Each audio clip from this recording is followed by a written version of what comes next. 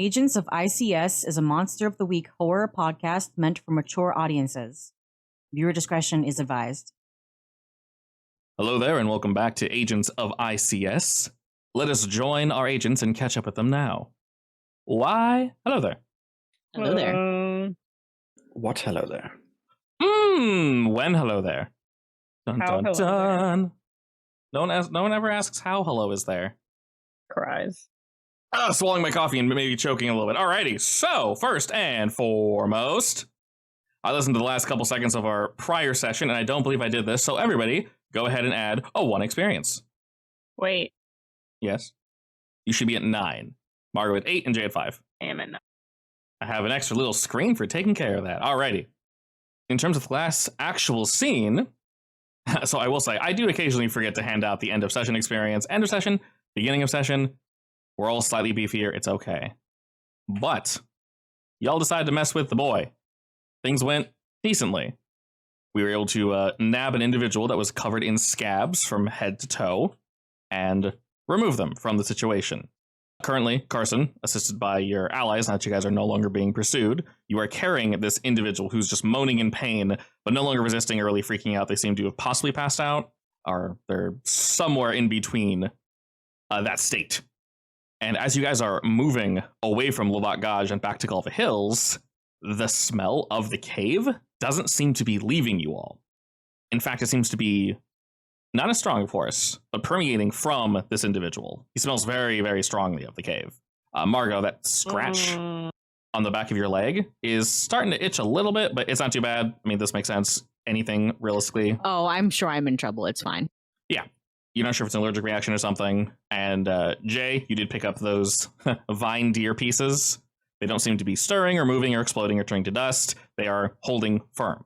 So as you guys are going back to Galva Hills, reminder, Margo, you are currently unstable. So if you guys want to pause for a second to like wrap her wounds and whatnot, and or we're going straight back to the car, all those are viable options. But I'm letting you guys know that this boy stinks and Margo is unstable prior to you guys getting back to Galva Hills. It was very early in the morning when you guys left, intentionally. And it is about midday, I'd say. Margot's instincts to keep moving when danger is nearby are going to keep her walking. So if anyone wants to stop her, go right ahead. I'll stop her.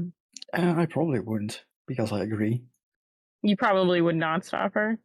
Yeah, I mean, if you try to stop us, then I'll stop, I guess, but I would definitely say, like, it's probably best to keep moving.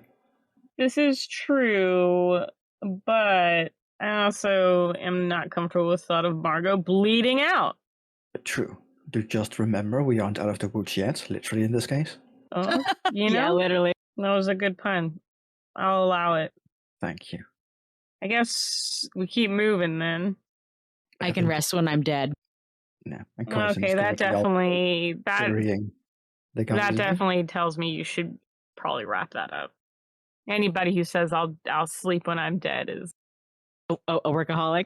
a workaholic and has a problem. Sorry, what'd you say, Demon? I wish I remembered. I'm so sorry. Alrighty, then moving throughout the woods, do you guys choose to rest for a moment to wrap up Margo, or are we just continuing? I think once we're... Oh, wait. Are we out of the woods? No. So, like I mentioned, this boy is stinking up a storm. If you guys are out of the woods, you're effectively back in Galva Hills. You know people will smell this dude from a distance. So I'll put your guys' tokens in Lovat Gaj to let you know that you're in between, effectively. Do you mean, like, his wounds are stinking, or is it more of, like, there is something on him that's stinking?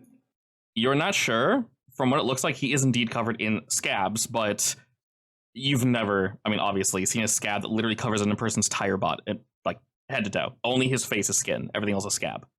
I mean, I brought water.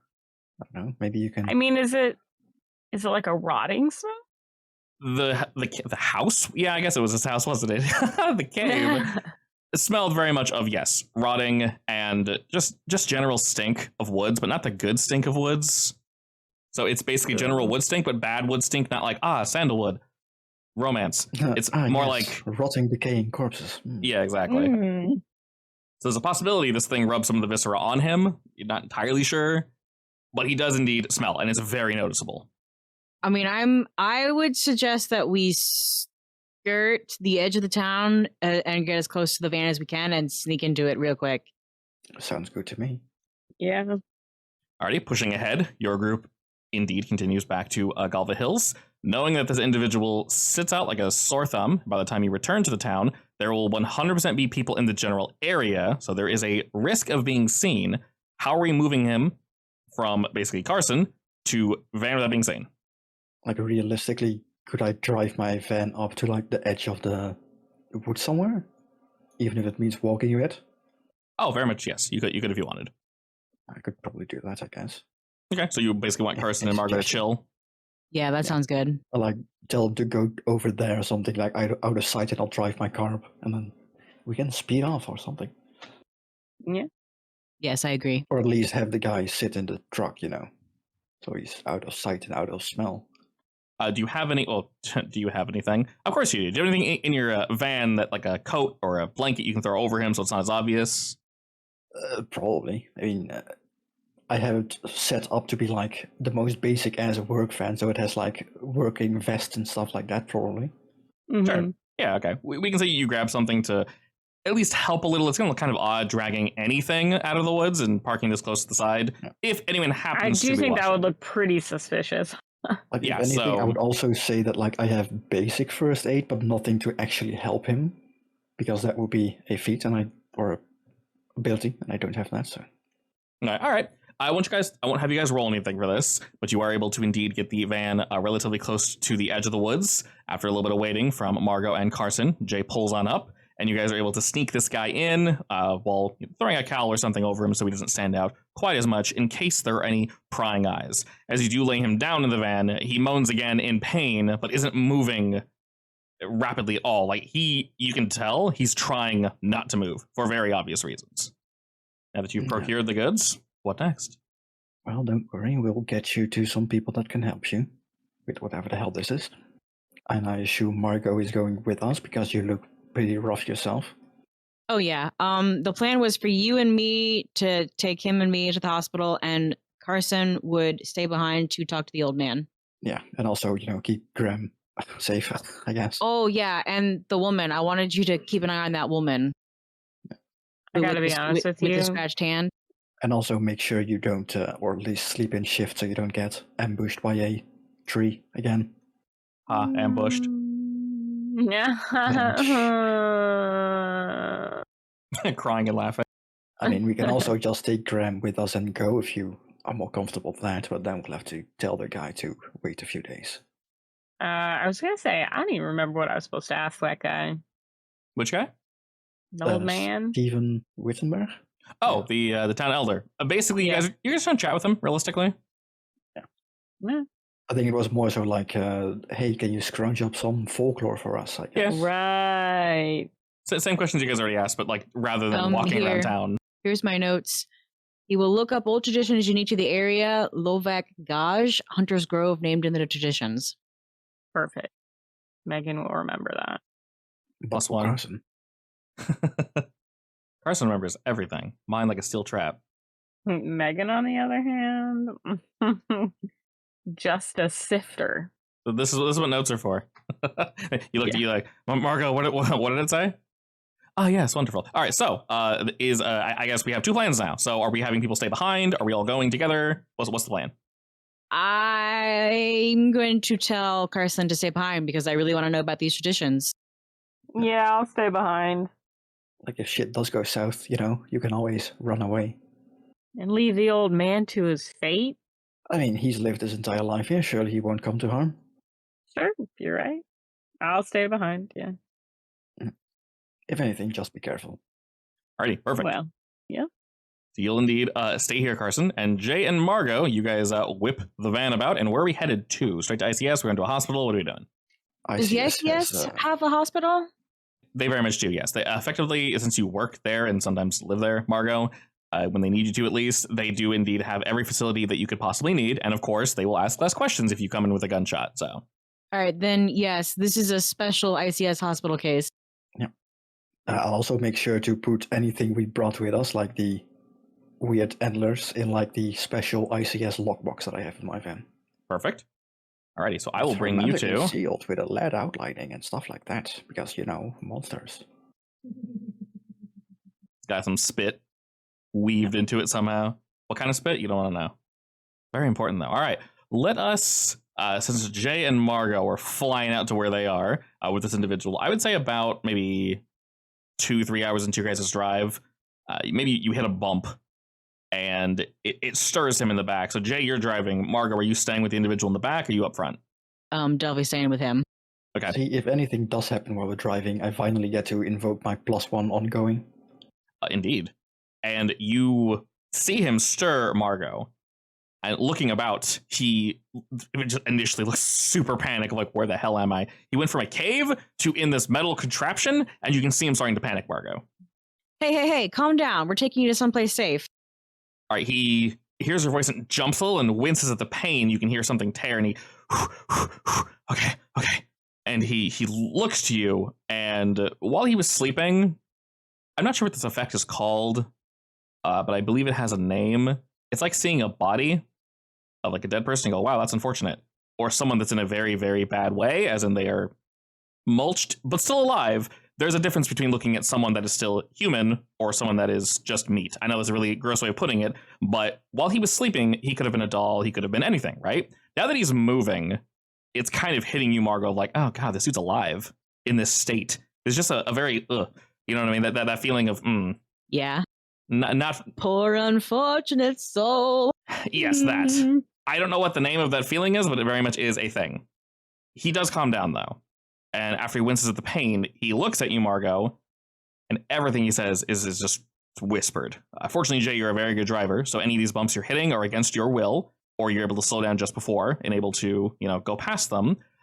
So it's a nice, smooth ride. And he kind of mumbles, effectively asking, like, who are you? Like, where am I?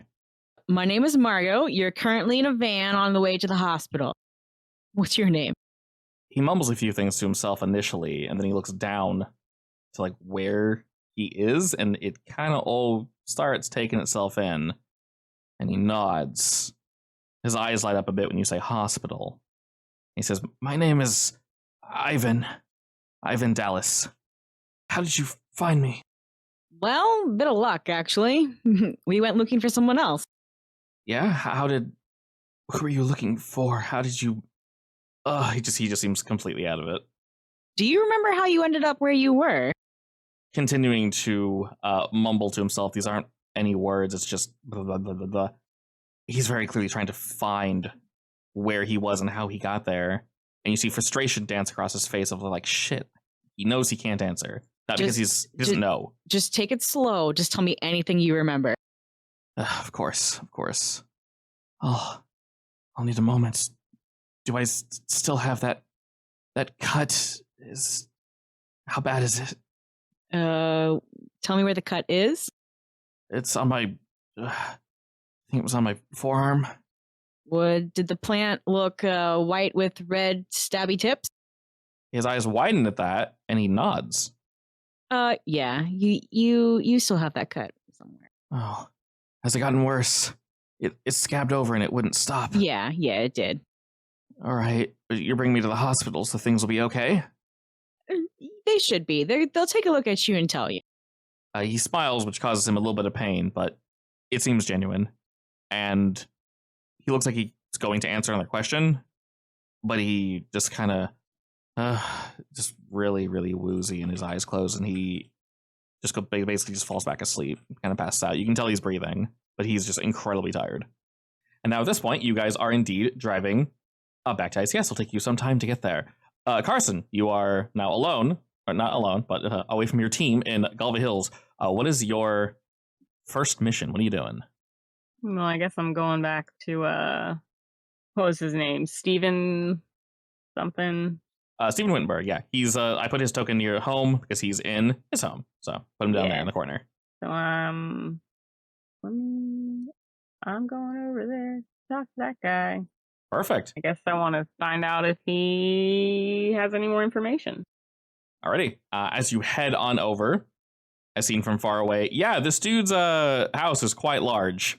I'll also let you know, Margot, you can unmark that you are unstable because by this point you would have been able to, get a general rest, wrap yourself up, and you should be fine. You still have 5 harm, but you should not be facing any further harm. Yeah, I'm relaxing right now in the back of this van here.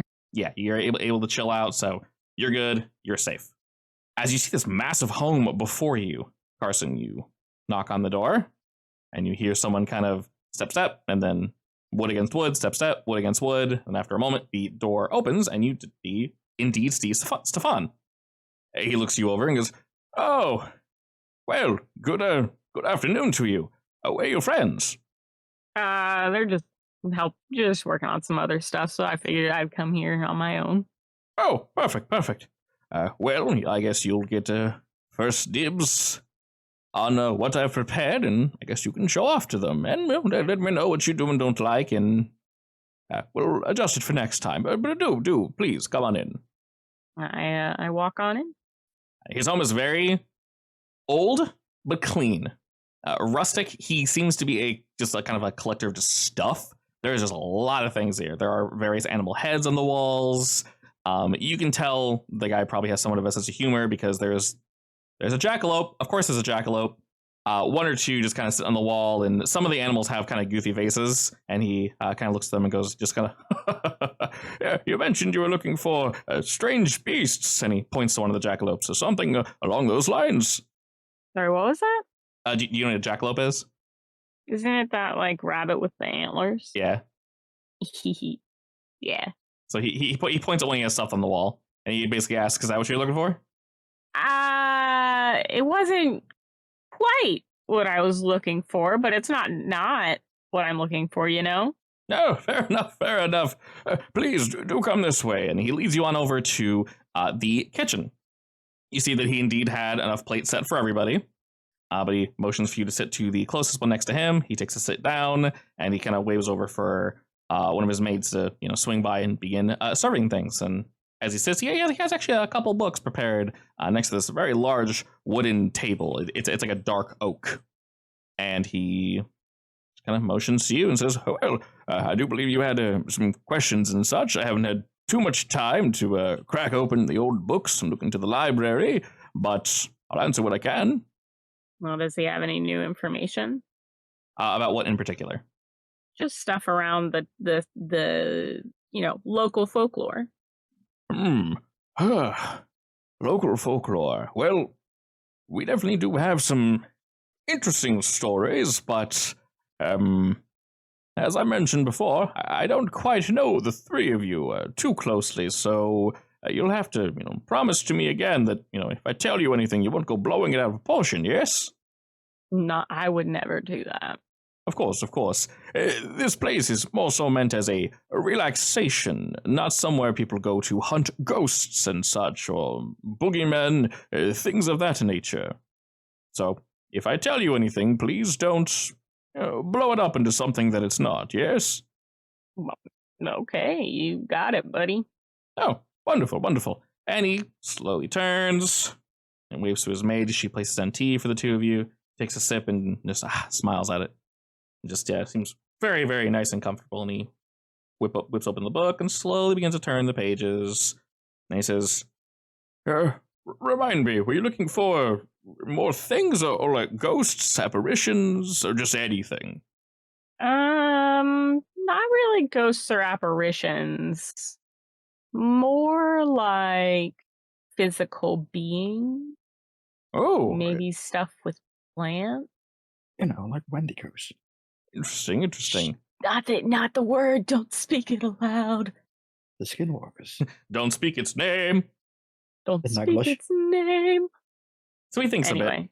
Turns through a couple. Like that. Yeah, turns through a couple pages, and he kind of turns one of the books to you and points, and you see one image of what seems to be maybe like a werewolf, possibly. It's a wolf standing on two legs. It's far too muscular. There are some images as he kind of turns. Yeah, pages. He's so handsome. Some dancing light. Yeah, he's like posed, like, oh, sexy. Some dancing lights and things of that nature, will-o-wisps. And he does mention that, there have been visions of ghosts and such, maybe people that have passed, as this town has been here for quite some time. So our village definitely would have seen, definitely. But no malicious ghosts or anything. Just grandmothers and grandfathers and maybe children that, fell into a creek or something, but no one malicious. And he definitely specifies nothing malicious. Like if there is a werewolf or something along those lines, none of us in my generation have seen it. These are like long ancient stories. So nothing nothing that would stand out to me. From what you're looking at, Carson, a lot of these seem fairly basic. You know, your average individual would probably be like, I don't even believe in ghosts or anything, so you wouldn't get an answer at all. He is giving you an answer, but it's a very like boilerplate answer. Like, yeah, werewolves and like will-o-wisps and ghosts. It's like, yeah, okay. Anything else? It? Yeah. I mean, so nothing unique to that place, basically. Nothing unique. No, nothing crazy weird. That's bizarre. Wait, so he had nothing about like the Hunter's Grove? Besides seeing, lights and maybe a ghost or two? No? I mean, that's weird in itself. Usually towns like that have like their own unique story. Yeah. Well, maybe, I don't know, maybe it's something that affects everybody's memory, like the same way that what's their face. Or maybe he's hiding it. Wait, what? Or maybe he's hiding it. He's in on it. Did I? It's ominous. Well, I guess I want to know, do I feel like he has something that he's just not saying? Because I feel like him saying don't blow it out of proportion is a little weird, considering that he's just talking about stuff that like literally every place has. Yes. While you're speaking with him, he's almost being a little too reassuring. After he says, oh, there's ghosts, he is very sure to clarify, they're not the bad kind, though. These are nice ghosts. They're, it's a spooky encounter, but that's it. Not a big deal whatsoever. He doesn't mention it too many times, but the way that he does mention it very much sounds as if he doesn't want to damage the reputation of this town. The reputation of the town? Yeah, he wants to make it seem safe. Is there anything I could do to sweet talk him into trusting you? Sweet talk him into trusting me a little bit? In a sense that you just manipulate him. I mean, persuade. Yeah, in the sense that you want him to tell you what exactly. I want him to let slip something, because I feel like he's hiding it. Okay, roll me convince. We'll see where that brings you. Because all the information you've received prior hasn't required a roll. He's been an open book. Hasn't fought back at all. Damn. All right, no, that's good. That's a 7 is good. Basically, when you roll to manipulate someone or convince, they'll effectively do a thing for you, but you have to give them a good reason or trade them something. So what precisely are you asking him, and then what are you offering in return for this answer? Because you're looking for him to slip up, right? Yeah.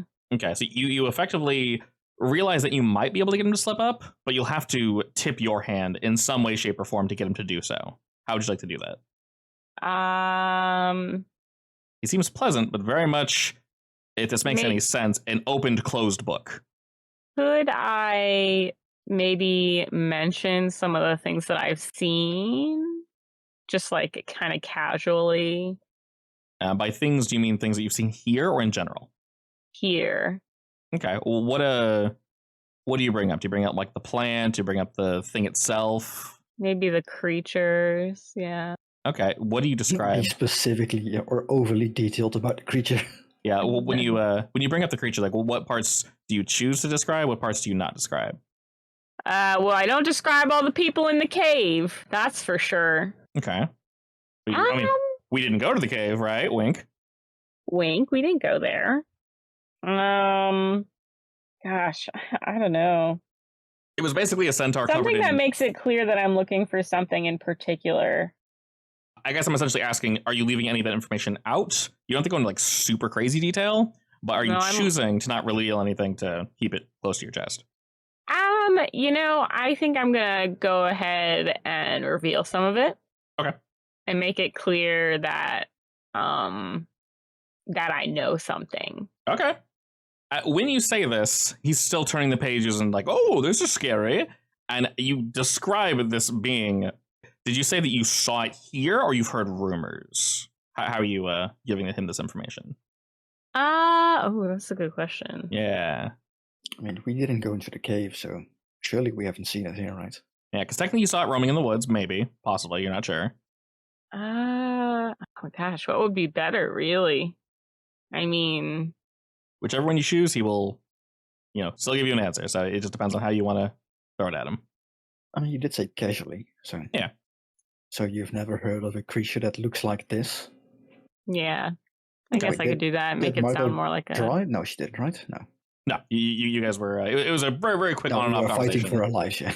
Yeah. So as you quickly describe it, he pauses mid-turn as he's trying to show you something, and you realize he's kind of gotten off the beaten path, and he's like showing you the town's history and such.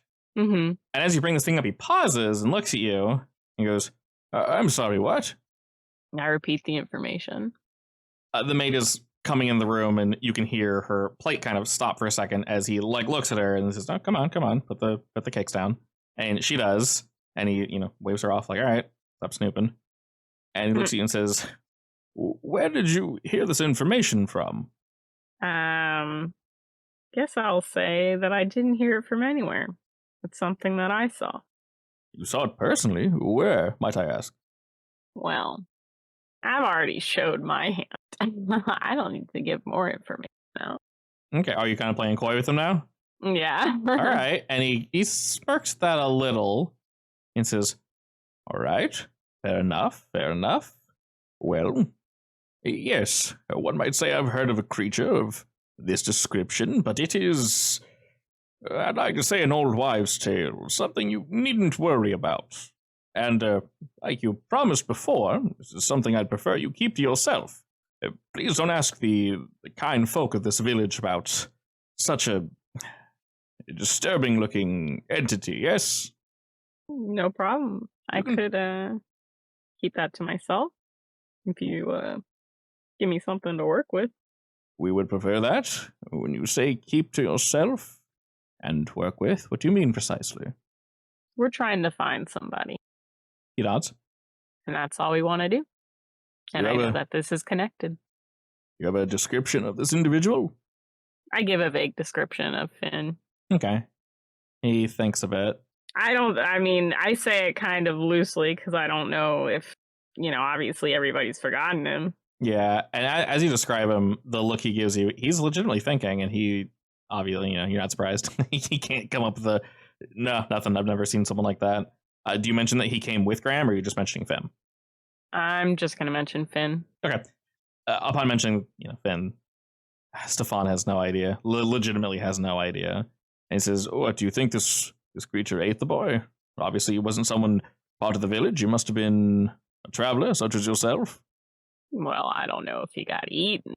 I don't know that for sure. Well, you've traveled all this way looking for him. That would imply he's a missing person, not that he's dead.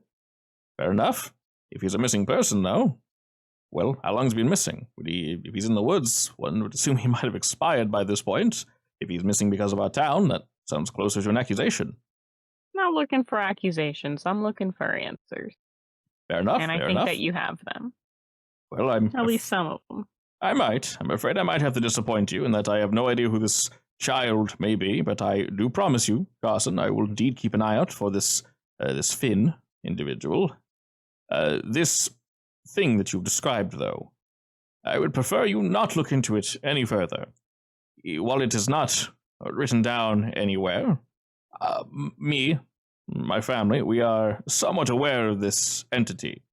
It has gone by various names and such, and there are some hunters and people that believe they've seen a man or an entity that contains many faces, unable to fully describe it. It can drive folk mad just looking at it, from what I've been told. And I will be incredibly blunt and honest with you.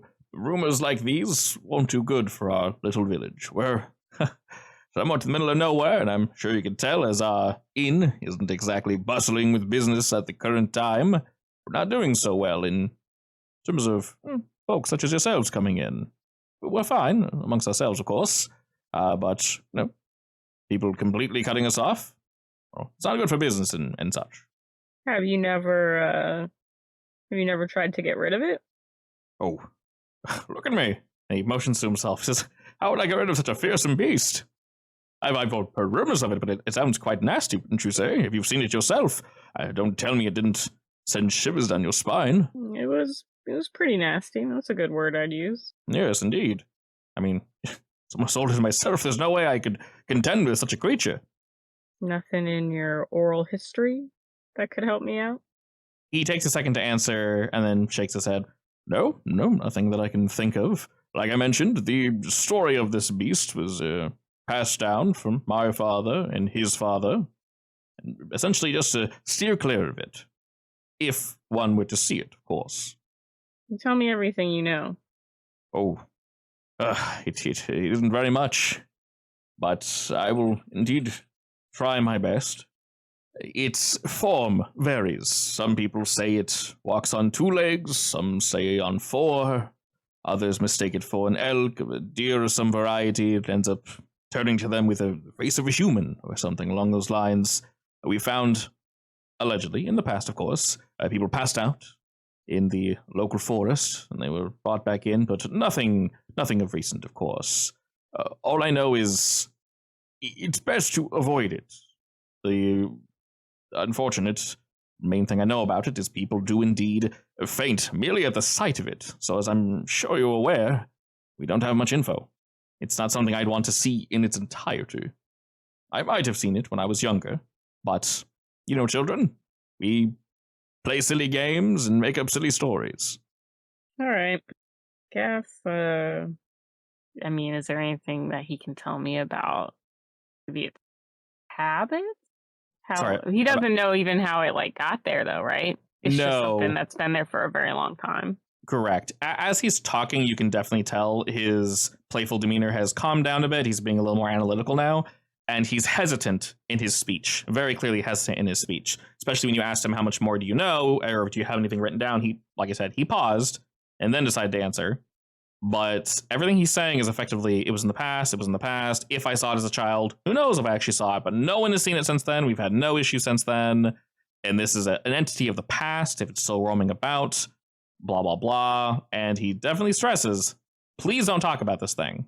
He doesn't want to drum up a scare. He doesn't want the wrong individuals walking around town and walking around the village and, you know, trying to hunt some, like, you know, beast, some animal, some monster in the woods. I mean, I'm not gonna try getting monster hunters in here. That's not. Oh yeah, but that's not conducive to. Yeah, he doesn't know you though. He doesn't know your business, so he's not sure if you're going to write about it, if you're some hunter of some variety. So he doesn't know what your business here is. Besides, you guys are here on alleged vacation. And he's not being cold to you. He's just delivering the information in a very cold way. Right. All right. Well, I mean, is there anything else that I could get from him that might be helpful? Not that he would willingly give, and you can feel that what he's told you is probably the limit of what he's going to tell you today. All right. I'm gonna. What if you told him that you rescued someone who had contact with it? Yeah. Maybe, I mean, would trying to scare tactic work? Open up? Yeah, would trying to scare tactic work? Yeah. I mean, I definitely have a feeling that we'll be going back to this guy once we return anyway. That's fair. Do you want me to bring it up though, or should we wait? I mean, would Carson bring it up? Is he the kind to do like low-key threaten? I don't think Carson would threaten. I think Carson views information as a give and a take. Do you know what I mean? In that case, let's wait till we're back and I will show him my growing scab and I'll get real angry at him for you. I don't know if that's going to be a good idea, but sure. And we can also tell him the gruesome details about, you know, if you get scratched by this guy, you will disappear, literally, and no one will remember you. And that makes you complicit. Sounds good to me. Also, I will say, for you, Carson, specifically, since that's more of your vibe to not threaten, you very much get a feeling from Stefan that if you were to push this too far, so far, he's not neutral with you. He's still friendly, as if, okay, I understand, you've heard rumors, but you get the feeling if you push him too much further, you'll piss him off. He's like right on that edge, and you can definitely feel that. All right, I'm not going to push it then. I'm going to thank him for his information, and I'll be on my way. Okay. He genuinely smiles at that, tells you to stay safe, and if your friends would like to come by later, says he did promise them tea, coffee, you know, whatever you guys like, drinks. My doors are still open for you guys. Just let me know. Sounds good. All right, and with that, he chooses to stay seated, and then the maid actually shows you to the door. All right, then. You are indeed back in the town, and you effectively tell me where you'd like to go next, so you can prepare that, and I'll cut back to Margot and Jay. Are you going to go talk to Graham, or...? And Margot and Jay are at the... When I cut back to them, they'll basically be at I.C.S. It's going to be like a half day's drive to get there, but yeah.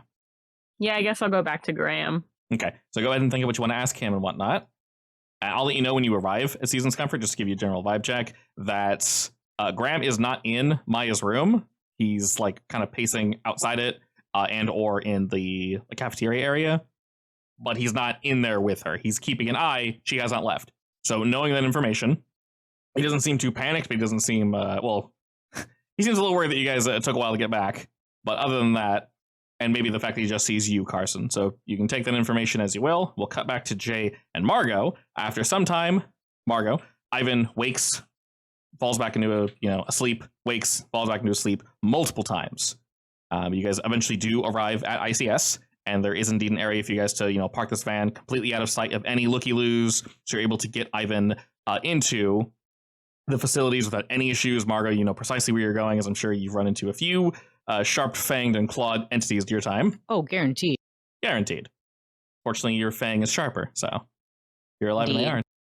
All right, and after they kind of wheel him in, they give you guys a look of like, oh, Lord, where'd you find this one? You wouldn't believe us if we told you, honestly. No, this is I.C.S. They probably would. Oh, that's true. In that case, the guy was healing from a cave ceiling. Yeah. And I think I've been infected with whatever dragged him there. All right. Speaking of, I'll take the box out. There you go, some samples for you guys. Perfect. They seem very happy that you guys have swung by. And as they're kind of setting all this stuff up, they take the sample, they have it all organized. Basically, we'll bring you guys into like wing 4, effectively. And in wing 4, they'll be looking at this horn, this whatever it is, along with Ivan in a more intensive care. And Margot, they're kind of just looking at you and stitching you up and whatnot, and trying to figure out what's wrong. The cut wasn't too deep. It's bleeding a little, but you're able to wrap it easily. The rest of you, you're just bruised up. Your clothes are cut. You got some mud on you. You were mostly roughed up, mostly bludgeoning damage, if you will. So you got some bruises, maybe some bruised bone or two. But other than that, you aren't in pieces. Yeah, so good job. And Jay, you're doing good. It's going to be obviously some time of them looking over this individual. And then they're going to, look to you next, Margot, as a general reminder. I.C.S. is always busy. They never have enough people for obvious reasons. Either they're lost in the field or we cannot trust people with this information. Regardless, they're able to, get you fixed up, and they take a quick look at Jay. He really has no issues. They will, of course, let you know, Margot, you need to monitor this cut if you think it came from the same thing as what affected this boy. You let them know the name. Oh, they don't need to tell me that. Yeah, of course. By the way, I figure I probably drew a picture of the creature on the way here. Yeah, sure. And you can share that information with them. They try looking into it, and it'll take them a bit, but there isn't an instant answer, of course. So... And also look up Ivan Dallas, if he's the same case as Finn. No, this person does indeed exist. But it looks as if he was probably born, not in this area, like a state over. And his records don't cut off, but understandably, if you live in a reclusive village, there's no way to get more records on you, really, except for a general what's it called? The consensus, the census, right? For population? Yeah, population census. Census, yeah. Yeah, the census. So the only reason they really know he still exists is because a census is aware that this is a travel destination. They aren't like a cult that are living in the woods as if to say, stay away from us, let us just breed and feed. So that's not the situation. People know Galva Hills exists. But there isn't much information on him. There still is, though. How long has he been missing? Missing? Or is he not even marked as missing? No, he's not marked as missing. The last time that's alarming. Yeah, the last time his census was taken, he was indeed a resident of Galva Hills. And I say that was... when is the census? At the beginning of the year, we'll say, to make things easy. To make things nice and simple. Right now is early October, so I would say, yeah, at any time between January and now. Oh, sorry. I guess I'm asking if there are any police reports filed on him. No police reports. Mainly because, there's no police up there. But he was 100% a resident of Galva Hills, at least in January of this year. We can ask Stefan that when we go back. Indeed. So his records haven't been expunged, fortunately. He's indeed a person. He hasn't lived in Galva Hills for all of his life. Like I mentioned, he lived a state over as a child and moved here we'll say in his like early, like in his 10s, 11, around that age, middle school. And judging by the years, you said you're in your like mid to early 20s, Margot? Yes. Yeah, he's about your age. He's like 22. Impossible to tell by looking at him, of course. Yeah, I'm 23. Yeah, okay. So you guys can spend some time here. It's entirely up to you, Margot and Jay, if you guys want to spend the night and chill here and then see by morning if Margot has changed at all or if they've discovered anything from Ivan. That's up to you guys. You know it's going to take a while for them to figure it out. I mean, I definitely want to learn as much about Ivan as I can. Okay, so we're basically going to stay the night? Yeah. Might as well, wait to get information about anything. Perfect. And see if we get weird dreams. Yeah, the two of you, Jay and Margot, both of you can heal 1 as you're staying the night. Carson, you don't need to because you're doing hot. You're fine. I'm doing good. And Margot, like I mentioned, the cut on your leg merely itches. It's not much worse than that. During this time, though, while they're trying to figure out what's going on with this Ivan individual, he is definitely not doing so hot. He wakes up a few more times as they're trying to operate on him. They attempt to remove some of the scab. They attempt to wash off what they can of him. And they do discover, as you guessed, some of this viscera, whatever it is, was rubbed into his body or on top of him. Maybe to like, I don't know. Who knows what? Like realistically, they rituals, cult something. They have no idea. It's difficult to tell even what did it. But he wasn't just covered in scabs. But he is actually legit fully on covered. You tell him where his cut was initially, and they try to peel back some of the scabbing of that area, and it looks as if it's sprouting from like that spot. There's sort of like an indentation on his arm where you can see it begun. They try to peel back that a bit, and he freaks out a bit. And we can say while the two of you are sleeping on this night, so we'll come back to you in a second, Carson, to finish that day, but we'll finish this little bit here with I.C.S. first. You guys are able to sleep just fine. Margot, no nightmares. Jay, no nightmares. Your leg itches a bit, Margot, but that's it. Ivan, though, after they, knock him out to the best of their ability, they're hesitant to give him too many drugs of any variety because they don't know what's going on with him. Wrong thing mixes, dude's dead. Cold trail, we don't want that. At some point in the night, though, they don't wake either of you, as they assume you need your sleep. But you're relatively close by, Margot, because you're in the room next to Dallas. After you don't know how long, you awake to hear muffled screaming. And outside your door, Margot, you can hear people shuffling and shuffling and shuffling, and you hear for a moment his door opens, and the screaming gets louder for a second, and the door closes, and muffled voices quickly try to cease him from screaming and calm him down. And after maybe like a minute or two, he finally does. Well, I'm going to get up and go find out what happened. All right. You're able to whip around the corner. And as you do, the door is, of course, closed. You can see through the little window that they're all rushed and kind of panicked around his body, and he looks like he is indeed calmed. And they're like wiping their brows and like, oh, God. And as you open the door, you can see them talking to themselves. They all kind of turn to you, Margot. And someone's like, oh, sorry, did we wake you? No. What happened? He was screaming about something. It was mostly incoherent, but something about needing to go back. Where did you find him from again? Cave. Huh. Filled with goo. Oh, wonderful.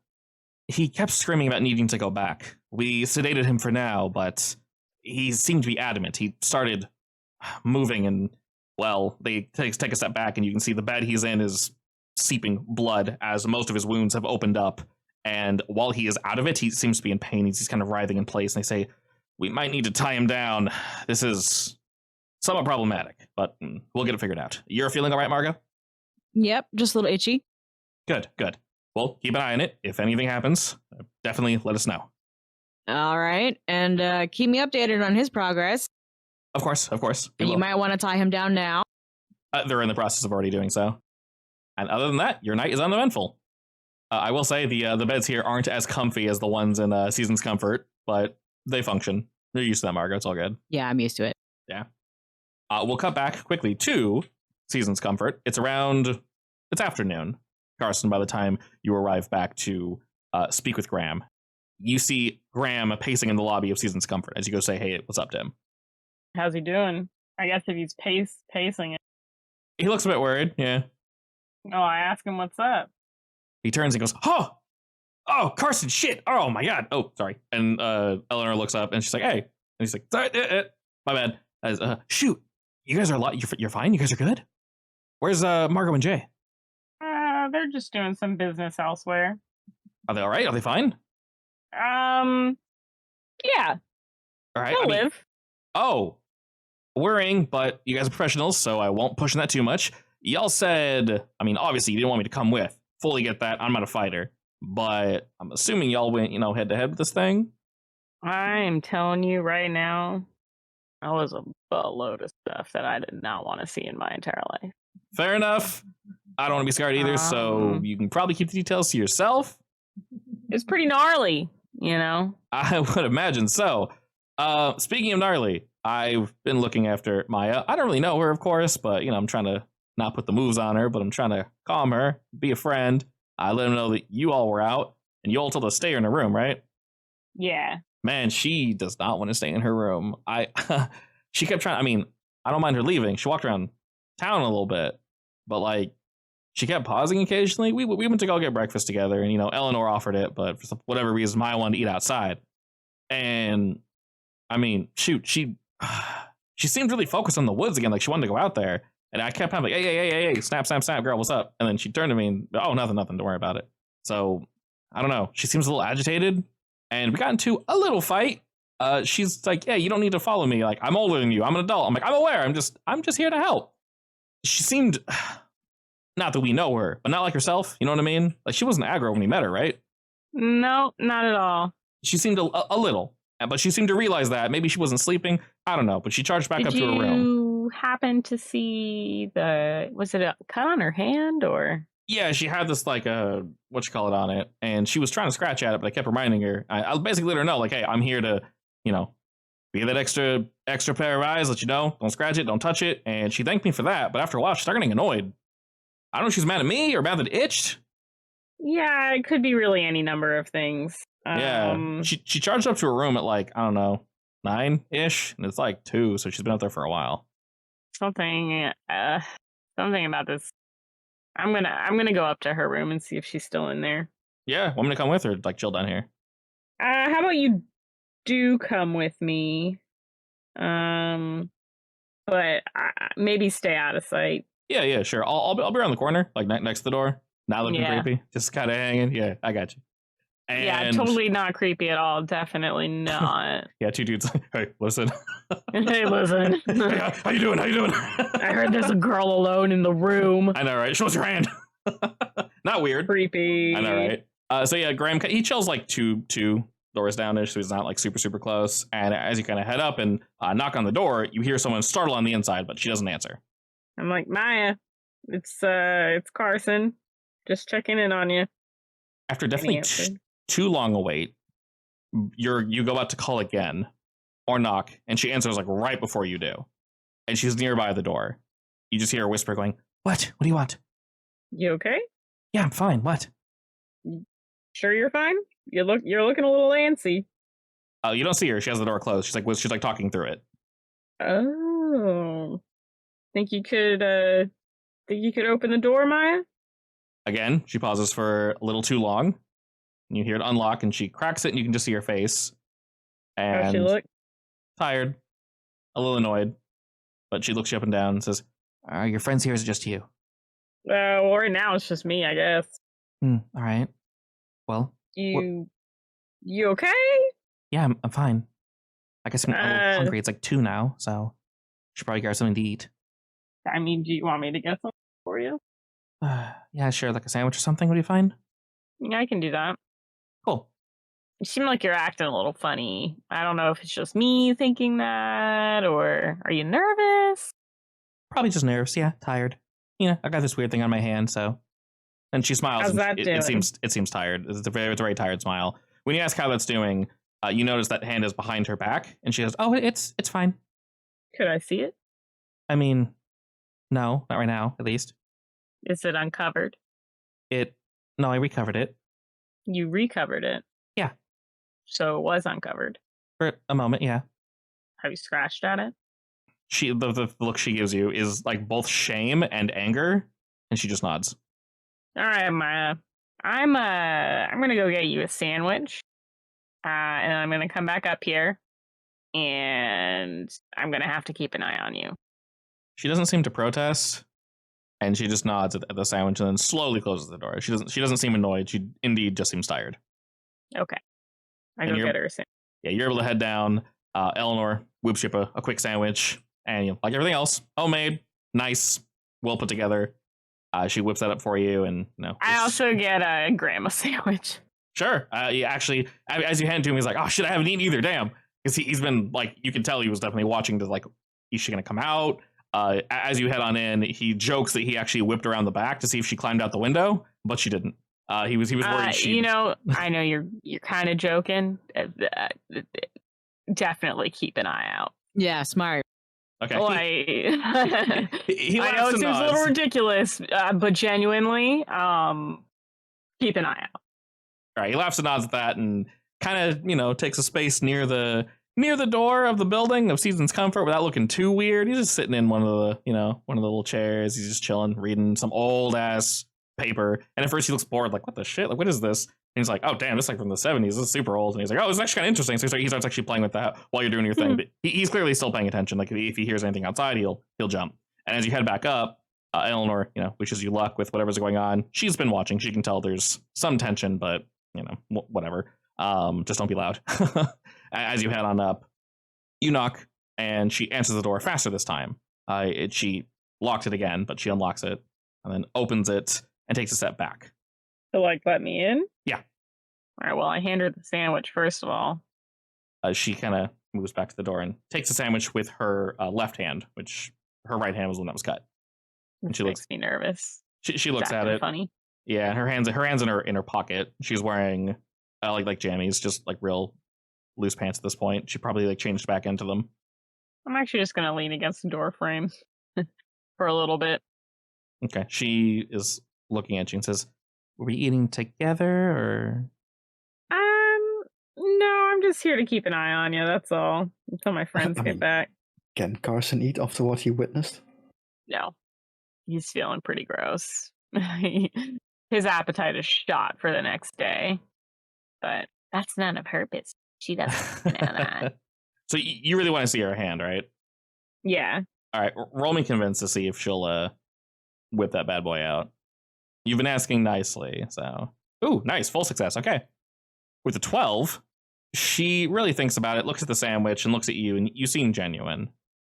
You guys aren't barreling down her door, it's not you and the team, it's just one person. She nods along and says, all right, don't get angry, all right? I know you told me not to scratch it. Yeah, I suspect it might not be entirely under your control, but let me look at it. She puts the sandwich down next to a small table, and after sighing, she pulls her hand out, and she's wearing a glove now, like a full-on glove. But it's not meant to be for what it's for, and you can very clearly see there's blood seeping through it. And she kind of peels the glove off, and you see what would have been the scab that was kind of on the back of her hand has grown, and it's starting to grow up her fingers. Oh man. And she looks at it just grotesquely and shoves it. Well, she goes to shove it back in her pocket and realizes it's exposed, so she can't. And she's like, ah. Yeah, let me put some new band-aids on that for you. After sighing, she's like, I'm right-handed. I'm useless with this hand, so thank you. I appreciate it. And she grabs the first aid stuff for you. She has it ready. She just can't use it properly. And after handing it to you, you're kind of wrapping her up, and she's looking away. Just mostly, she wants to eat, so looking at that's not going to help. Yeah. She looks super annoyed. But from how Graham described her, she's more calmed down now. So she's annoyed. She's annoyed, but calm annoyed. Not like she's mad at you, like she's mad at herself. Yeah. I guess I finished wrapping up the hand. And she flexes a bit to make sure it's good, and she, thanks you. I do think I'm gonna say you should wear the glove anyway.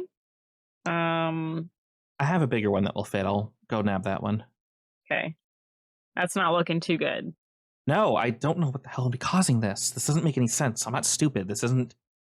Scabs don't spread like that. Yeah, they don't. That's pretty freaking weird. In case you have not yet gathered, something funny's happening. Yeah, I'm aware. I'm not going to bother showing it to the doctor again. He's not going to say anything.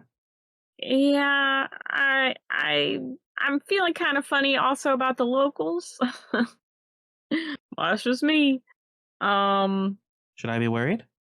no, we're here. Me and my team are here. Um, I don't think you need to worry about the locals or that. Just we're here to keep an eye on you. Okay, On your, she looks reassured. can you describe to me like the sensation of that, like needing to scratch that cut? Is it like different to anything else you've experienced, or is it just weird? She nods at that and essentially lets you know it's the reason she's so annoyed is because it feels as if it's out of her control. If she isn't doing anything with her hands, or if the hand isn't covered by something, she can not even feel her left hand going to scratch at the right hand, or sometimes if the left hand is busy and the right hand is not, she'll like scratch it up against like a table or something. And she said that happened multiple times, and she lets you know that happened while she was out eating with Graham, which is probably why she snapped at him. If you could apologize, I'd appreciate it. Yeah. But she was picking at it like while they're eating, and it grossed her out and just kind of pissed her off, so she just stormed back up here.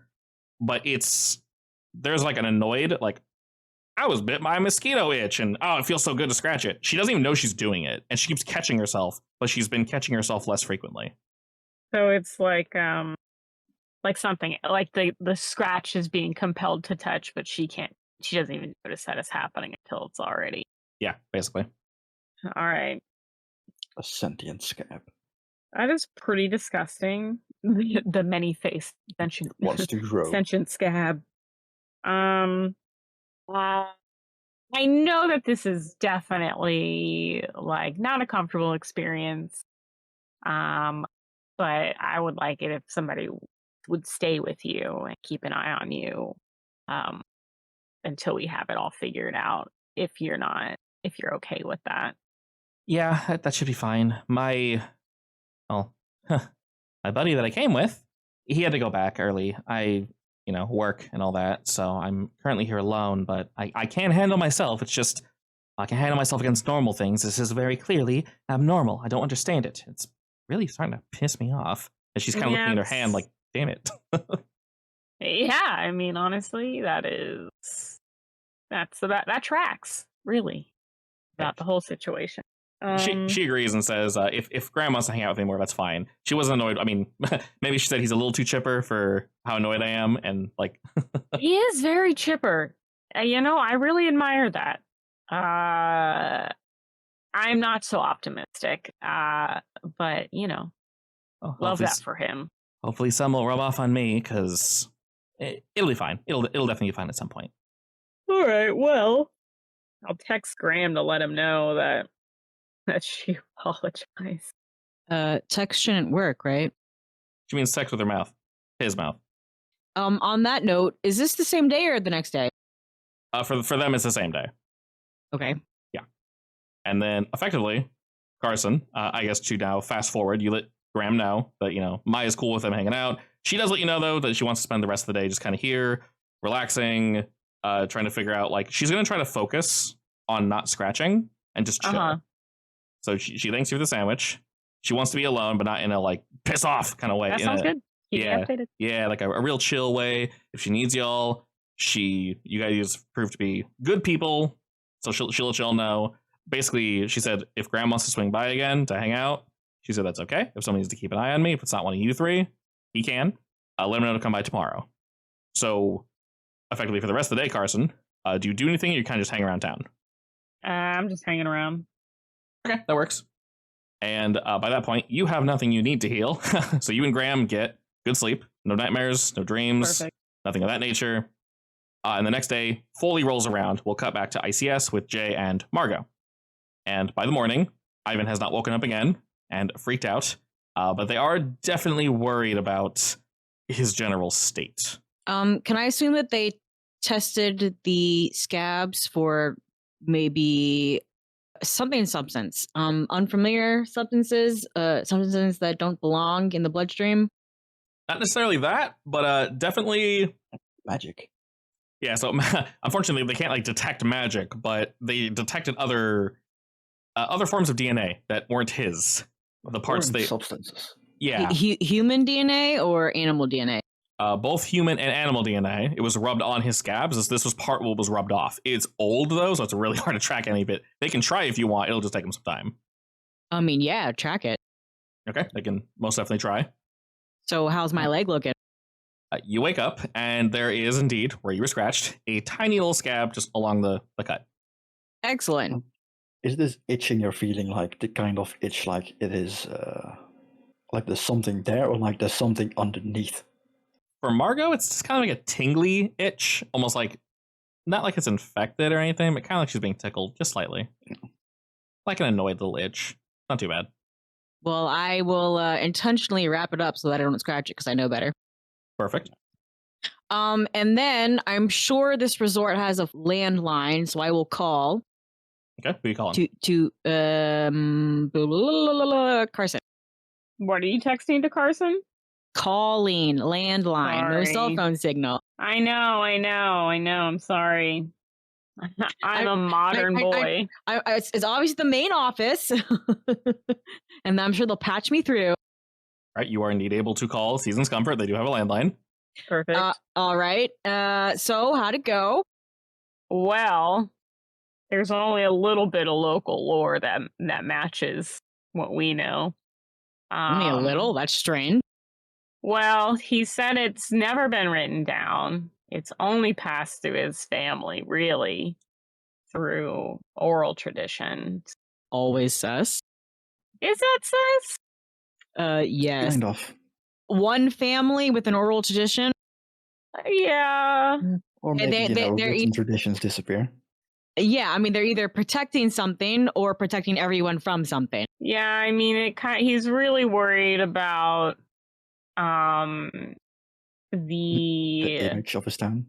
The image of the town more than anything else. It seems like 'cause it's such a small village that if there's any bad press that gets out, the economy just gonna tank, I guess. Well, they're not much of a resort to begin with, so that seems kind of dumb. He did share some information with me, but I got the vibe that he was hitting his limit for the day, and I didn't want to push. So we might have to go back at another time. Either way, whatever it is not going to be in the local lore, quote unquote. Except maybe through that guy. He didn't recognize Finn, but he also, he said that if he has seen the creature, he's forgotten it. I don't think that's something I can ever forget seeing, honestly. Yeah, me either. Oh, so who really knows? And then I went in to check on Maya. Oh, good. I was just going to ask about her. Something funny is going on with that scratch, which I think I'm going to send an I.C.S. agent to come pick her up. Just for you to watch out, since I know that you have a cut. Yes, and it's scabby. Yeah, it seems like she is scratching it without even knowing that she's scratching. And through that, it is getting larger. So I think that you'll need somebody to watch you. To make sure you're not scratching it. I assume you're here with me, Jay? Probably. I will look at you. Well, Jay's the only one who's going to do that, so all right. Keep an eye out, Jay. Well, I can't have an eye on a 24/7. It's probably easier if we, I don't know, make a cast around your foot or something. I mean, it's already wrapped up. I can wrap it more. Yeah, I mean, something more solid. Something that would need We're in a hospital. Somebody else to take it off, I think, is what you need.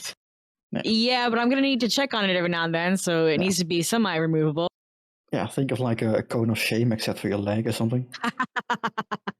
I'm sure there's someone in the hospital that has something like that.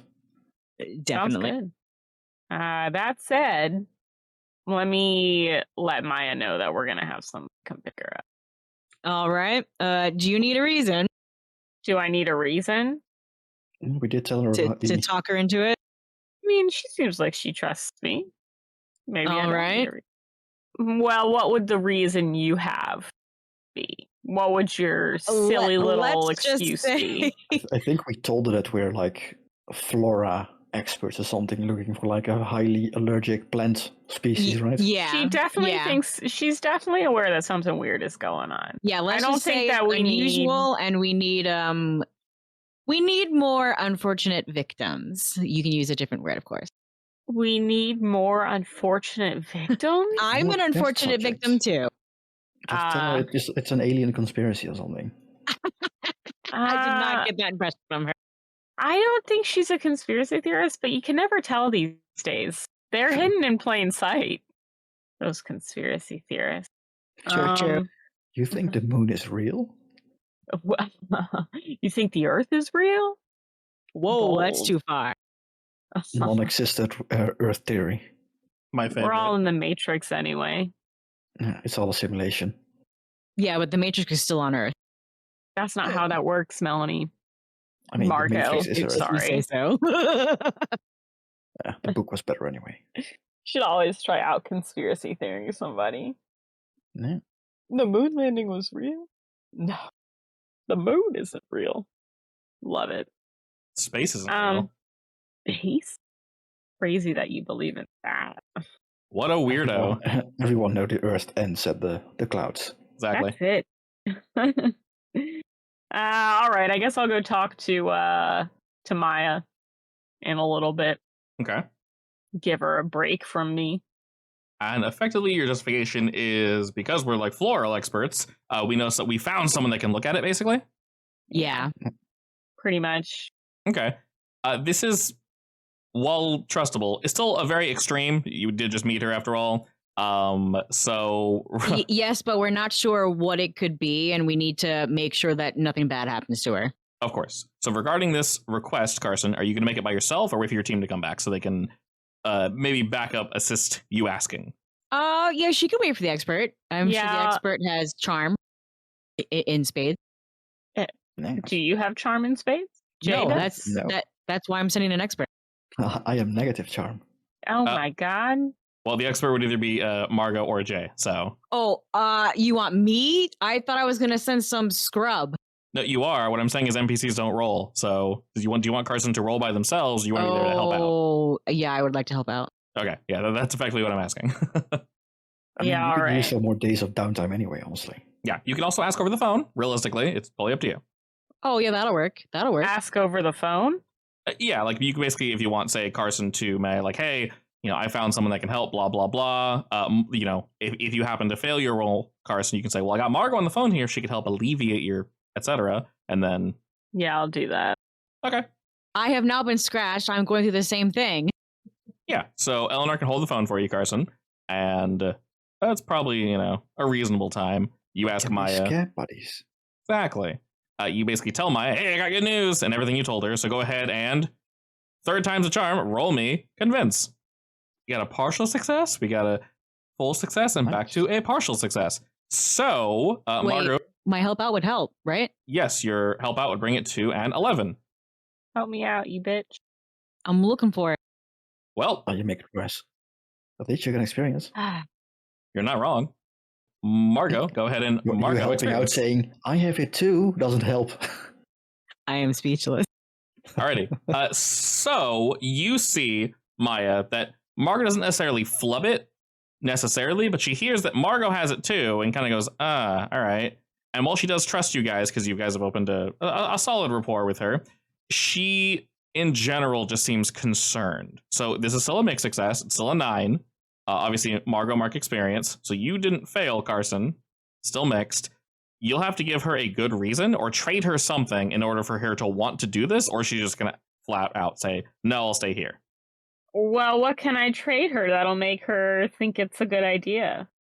If you guys want to come up with something, you can. Otherwise, her general deal will be effectively, while I trust you guys, this is going to have to be somewhere like in the open, somewhere obvious. So not. She doesn't want to get kidnapped? Correct, obviously. Oh, yeah, that's fair. So not I.C.S. It'll be somewhere she recommends-ish, maybe like a clinic that she knows, and I.C.S. could probably sneak a person in there. But basically somewhere that she wants to be under, her watch, her rules. While she does trust you, there's some weirdos out there, and it's not that she doesn't trust Carson. Maybe the specialist she doesn't trust. Who knows? But basically, if she wants to peace out, she can peace out. Oh, that's absolutely fine. I have no trouble with That is actually not fine. Not fine? Our scab guy wanted to go back to the forest. If she is half in her right mind and able to walk out on her own, that's bad. Yeah, but that's what the crony is, right? One watching her. Yeah, but if we force her to stay, if she's intent to be afraid that we might lock her up, then this could get messy. No, right. But if it gets bad enough that she literally tries to break out to get back into the forest, we are gonna have to lock her up anyway. I should not have failed. And at that point, I.C.S. Look, has I think that it's perfectly people valid disappear before. for her to want to. Sorry, go It on. is, but I feel like it's gonna backfire. Well, you could always, send her a photo of what happened to the other guy. True. I mean, I feel like we have a good rapport. I don't think she'll decide that I'm trying to hurt her.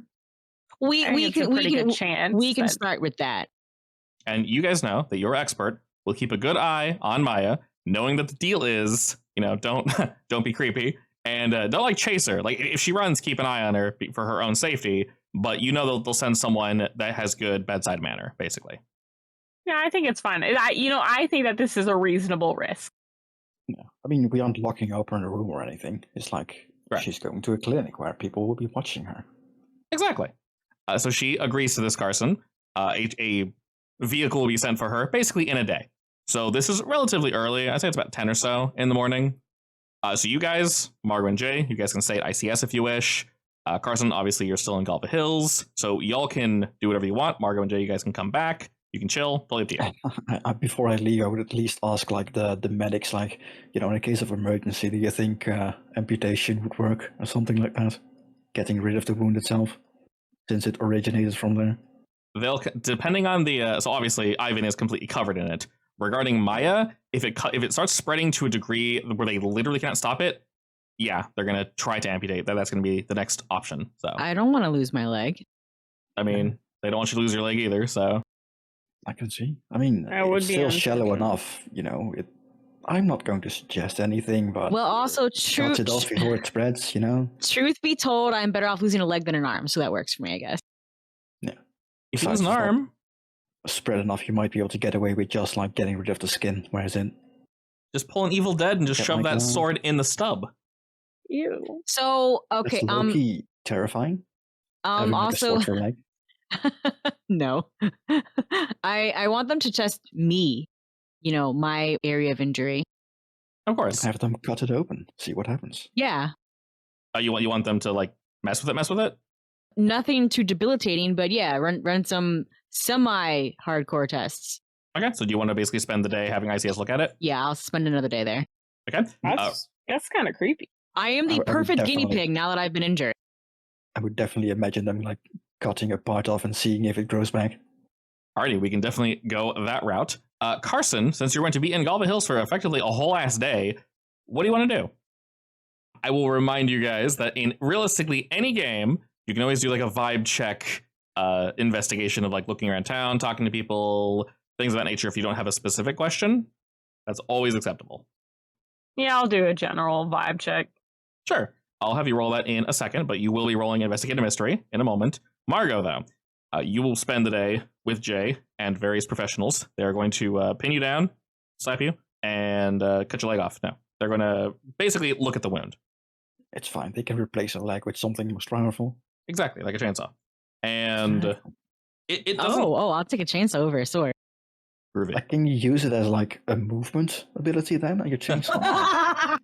That'll be some pretty intense mechanicaling. So you need two chainsaws. Give it tank treads? Yeah. If you have two chainsaws, it's like skates. Rollerblades. They just go. All right, anyway. Get off my carpet, Margo! No! Anyway, so they're able to look at your leg and kind of assess the general situation. They don't find anything that is abnormal because you only really had it for a day. No weird chemicals. You do discover that they find somewhat of a numbing. It's not a poison, but it was like a numbing agent, at least. That just barely any of it left. It was stuck in the dried blood on your leg. You did a good job at cleaning it, but you mostly wrapped it to preserve the crime scene, if you will. So they found somewhat of that. But other than that, the wound seems fine. You let them know, and they're aware. It's the same as the one Ivan's got, so it's going to get pretty gnarly. But for the time being, it's a boring-ass normal scratch, Margot. Nothing special. And that's effectively going to take the day. Jay, are you doing anything, I guess, in town or in this area? I mean, aside from suggesting them to, put a cast around her leg so she literally can't scratch it. Fair. Yeah, I'm curious if it will grow or disappear if Ah. it's left untouched, so I'm fine with that. I guess I'll ask Marco if she can pull some strings or something. Or the handler. You're looking for something to help with this case? Basically, yeah. Yeah. I can ask the handler instead. Can I get permission to look around, please? They definitely can. First, though, because, let's see, in terms of information that you guys have, it's good, but could be better, and we'll have Carson roll first. So Carson, go ahead and roll me Investigate a Mystery, because you guys have a landline. If Carson gets anything juicy, they can funnel this back over to you guys. Well, it's not Alrighty. going to be juicy, that's for sure. I mean, you find something. You indeed find something. Okay. Let's see. So I have a lot of random clues I can throw your way. Let me see if there's Moderate any. juice. Yeah, let's see if there's anything I You can throw suddenly you. notice that the town is in the shape of a pentagram. Suddenly it Okay. all makes sense. Oh, and you're in the middle of it. Oh. All right, so there are a couple things. I can only give you one of them. Let's see. Do you want a clue regarding the town in general, or do you want a clue regarding the inn? The inn? Yeah. Specifically? Yep. Yeah, I want that. Okay. The first thing you notice, and this is kind of a general vibe, is this will take you basically all day. So you can easily phone back if you wish. And I'll say, Jay, your request, they can help you, but they'll need more information on what this thing is, if at all I can possible, give them of all course. the information. Okay, I can explain in detail what it looks like and how it felt. perfect. So, Carson, something you find is Marco that... drew a picture, right? Yes. I'll also share that. Mm-hmm. So for Carson, you discover something incredibly interesting. Upon looking at all the different buildings in Galva Hills, and then looking at the inn, you notice the scratches on the windows are only located on the inn. No other building has scratches, at least of that same description. What? If they are scratched, you can tell they are surface level due to what we assumed, or I guess maybe what they want you to assume, are trees, leaves, maybe some rocks, storms, hail, things of that nature. But there are very, very intentional scratches on the windows of only the inn and only the rooms in which people stay. All the windows? Every single one. Ah, Mm. that's bizarre. What about the That's sus. owner's room? Where she sleeps? Yeah. You actually look around, like the bottom floor, no scratches. You're not 100% sure if Eleanor actually stays in the inn or not. Is she related to the old man? Eleanor, no. How long has she What been if- owner? What if all the villagers are like mutated versions of the people that went missing? She- Oh my god. Eleanor is, well, you could probably ask. I say while you're kind of moving around. Eleanor's family has owned the Season's Comfort for quite some time. So she basically inherited it from her mother and father, and she's just running it now.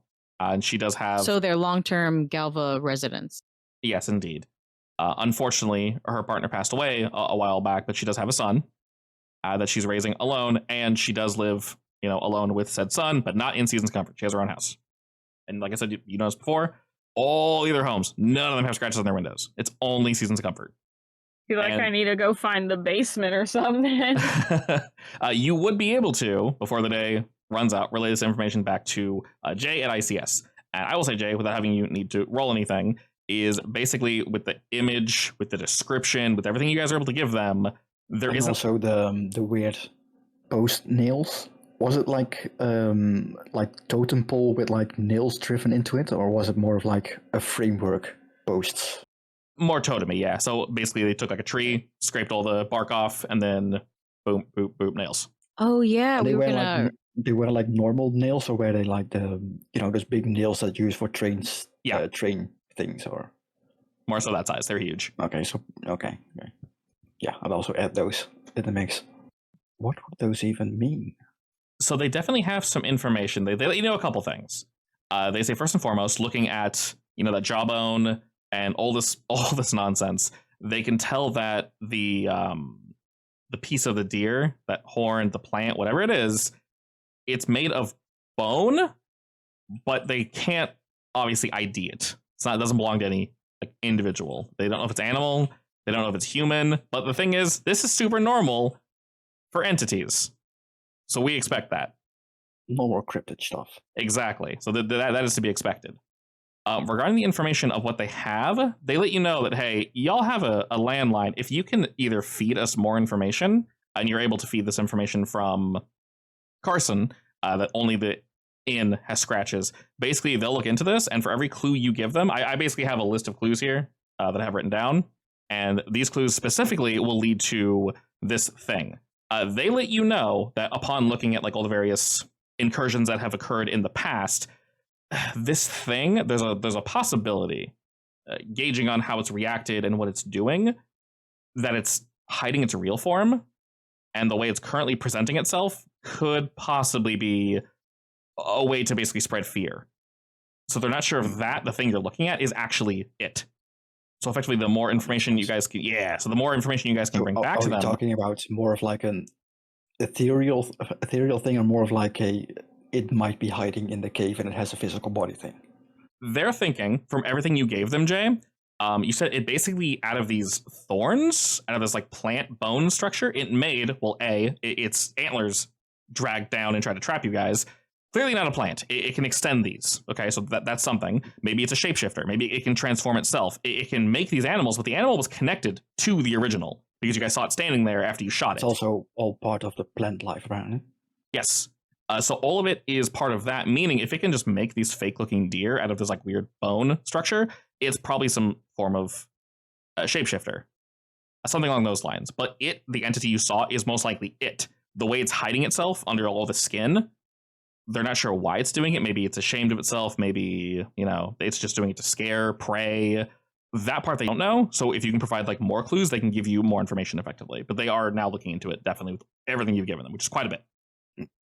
I mean, I would give them as much information as I could give them, I guess. Everything we know. It didn't seem interested in hunting us down until we started cutting this guy out of the cave. Yeah, that they basically lead to... Observing. Yeah, so that... they basically come to the conclusion that this is a possibility. This scabbing structure is weird. You said there were only faces hanging on it. The only non-scabbed part of Ivan is his face. So it feels like you took its prey, and it was angry. So the second you touched that, he was basically ripe for the picking. You pissed it off. Right. And of course, the cave also let down further, and it was creepy. That they don't know, but it's probably best not to go in there. You can if you want, but yeah, Margot I wasn't planning on it, but at the same time, Margot would know that's dangerous. Yes, the only reason I would go in there is if I think there's a heart down there or something. Indeed, a beating heart in the darkness. The telltale heart. And so, have they done any research on what this scabbing might be weak to? I guess. Can we burn it? They're currently looking into it, but they're not sure. It'll definitely take some time. But of course, you guys are more than welcome to stay here. They can attempt to call Season's Comfort when they have information. And if you guys are in town, Eleanor can hey, you guys got a call from your what do you want to say they are, a florist, or what's the cover? I mean, we already went with the floral fauna and flora expert, so Okay, so a museum or something, yeah. Something along those lines. Something that doesn't catch too much attention for the locals to. Oh, okay. I was gonna say we heard rumors of unusual, undiscovered plant life here, and we're curious to see if it was real. Yeah, more so. That'll grab attention though. Yeah. Yeah, but not negative is more so the cue I want. That's true. Effectively, if I.C.S. rare plants, that might be a good thing for them, even. Yeah.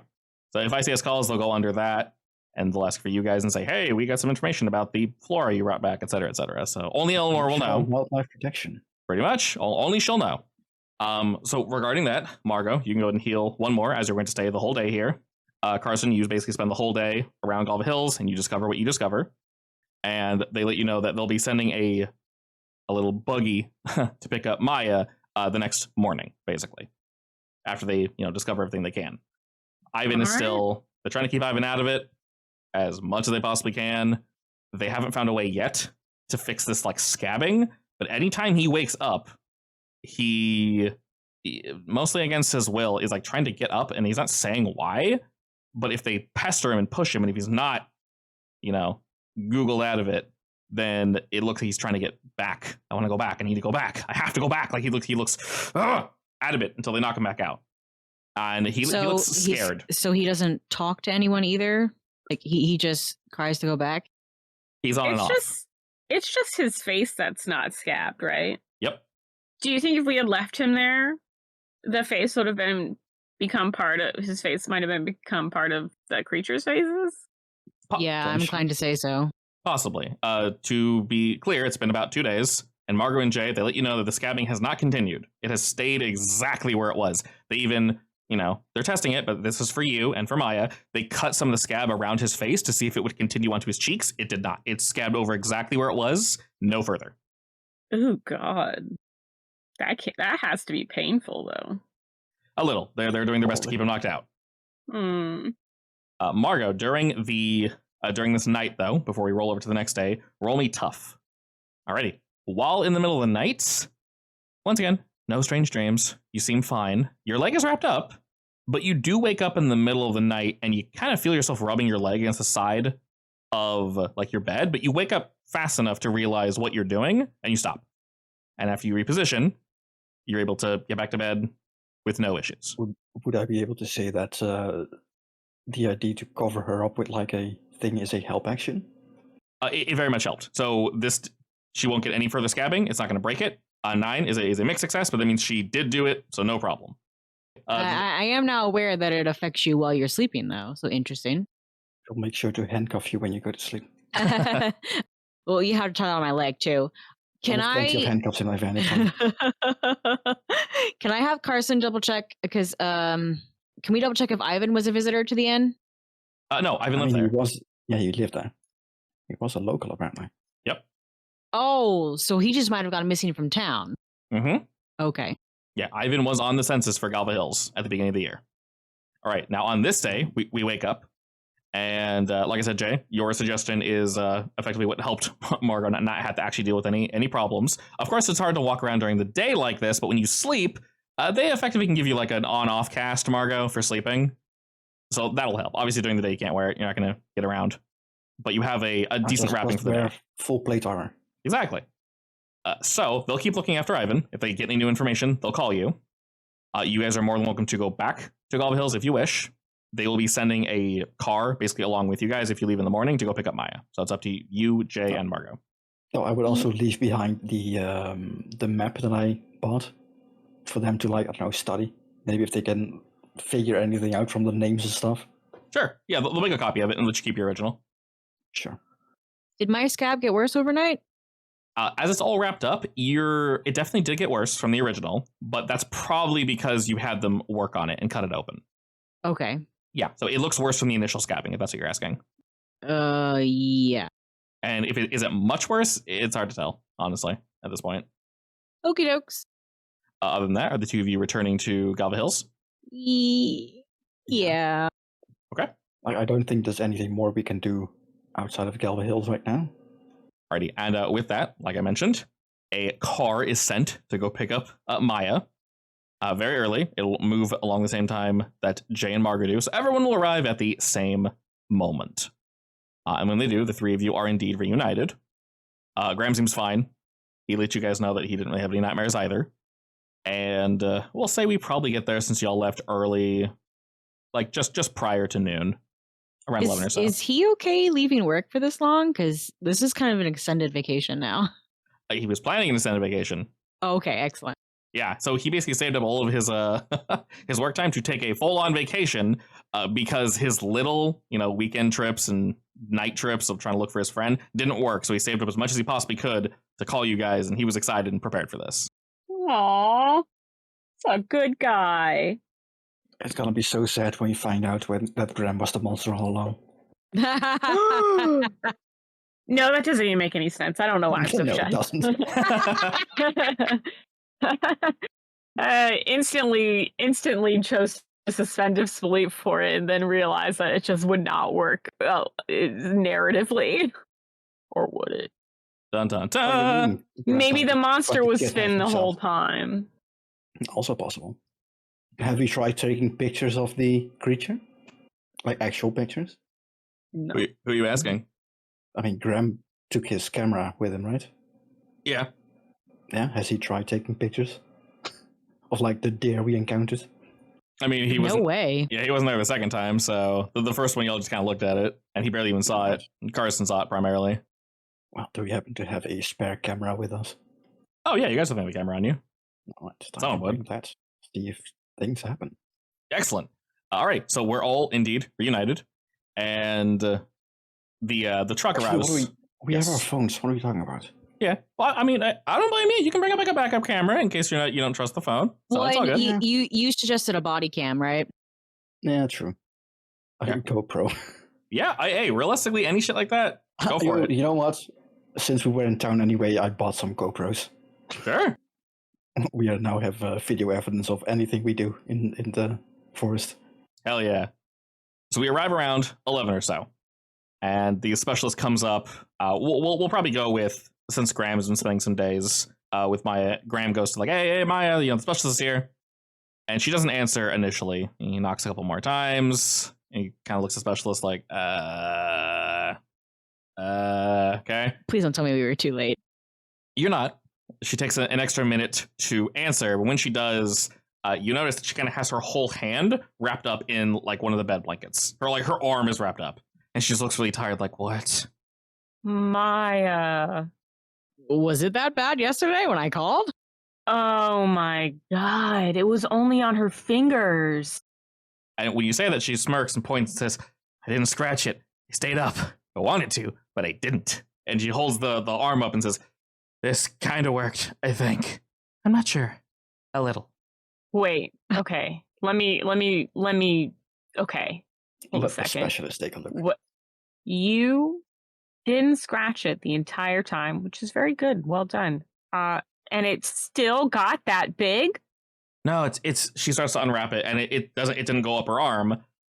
She seems proud, like there's no way it got any bigger. And as she unwraps the whole thing and shows her hand, when the whole group saw it, it was about where her wrist was. Carson, when you saw it, it was just barely like half an inch down her wrist. And that's the last time you saw it. As she happily unwraps it, it looks like it's about an inch or two down her wrist now. And she looks at it in dismay, like, I didn't scratch it, I swear. She's just looking at like, what the shit? She goes to daintily pick at it, like, oh, maybe it's just over my skin. And as she goes to touch it, it is a scab. It's like full on. She goes, ah, shit, okay, never mind. And she holds her hand away from herself, like, all right. And as she unwraps it, a very faint foul smell kind of drifts away from her hand. Not the smell. Similar. Capital T, capital S, TM. Yeah, it smells very similar. Oh, man. You know, Maya, props to not scratching it. Very well done. But Nods. oh my god. Yeah. Well, I didn't touch it, so specialist guy, I guess you're here to take me away and look at it? And, you know. Yeah, But- well, but- at least Yeah. I guess it hampered the growth. While she seems a little proud, she's still pissed that it got bigger anyway, and she's like, it's all good. She's like, shit. Don't worry about it. We'll figure it out. Yeah, there's no So glove. it grows anyway, but scratching makes it fast. She's like thinking of that and kind of nods in agreement, like, yeah, probably. Damn it. Okay. So she doesn't know what's going on, but you know, it's happening, so there's no reason to ignore it. She gets dressed real quick, throws on a coat, puts on the best like loose gloves she can so it doesn't rub up against it. And she's like, all right, specialist, take me away. Do your best on whatever that will be. So they will bring them basically to the general town area, and a mile will get looked at. So they leave it around noon. Well, did we want to go talk to Stefan right now? And did we want to spend the day doing something else? Yeah. Because I think tonight we're going to break and enter Break and enter where? the hotel. Yeah, I do tell you guys about the fact that there are only scratch marks in here. Or on the windows here and nowhere else. I Well, mean, wait. if Eleanor doesn't sleep here, that's even better. That means we have access more easily to the back rooms. Oh, I gotcha. I mean, I'm cool talking to Stefan, but I'm probably going to be a little aggressive. Don't be aggressive. Um, He's been not helpful, but also not helpful. You know what I no, mean? no, no, no, no. People are dying. That's murder. Wait, who's died? Everyone before Ivan.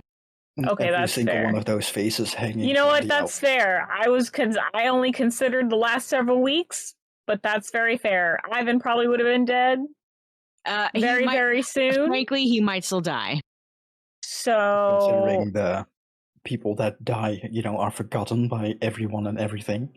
So it's kind A of lot of like, people well, might have do you died. think Stefan, maybe Stefan doesn't know that people are actually dying True. Yeah, because that's he can't possible. remember them? He probably doesn't know.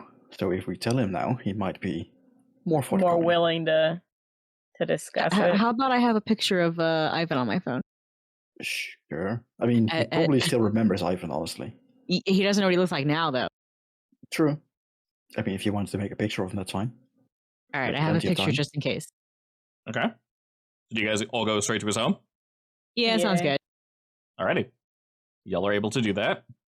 And like before, instead of him answering the door, this time it is the maid. And she seems very like, oh, surprised. I'm like, oh, didn't mean to, wasn't expecting you all today.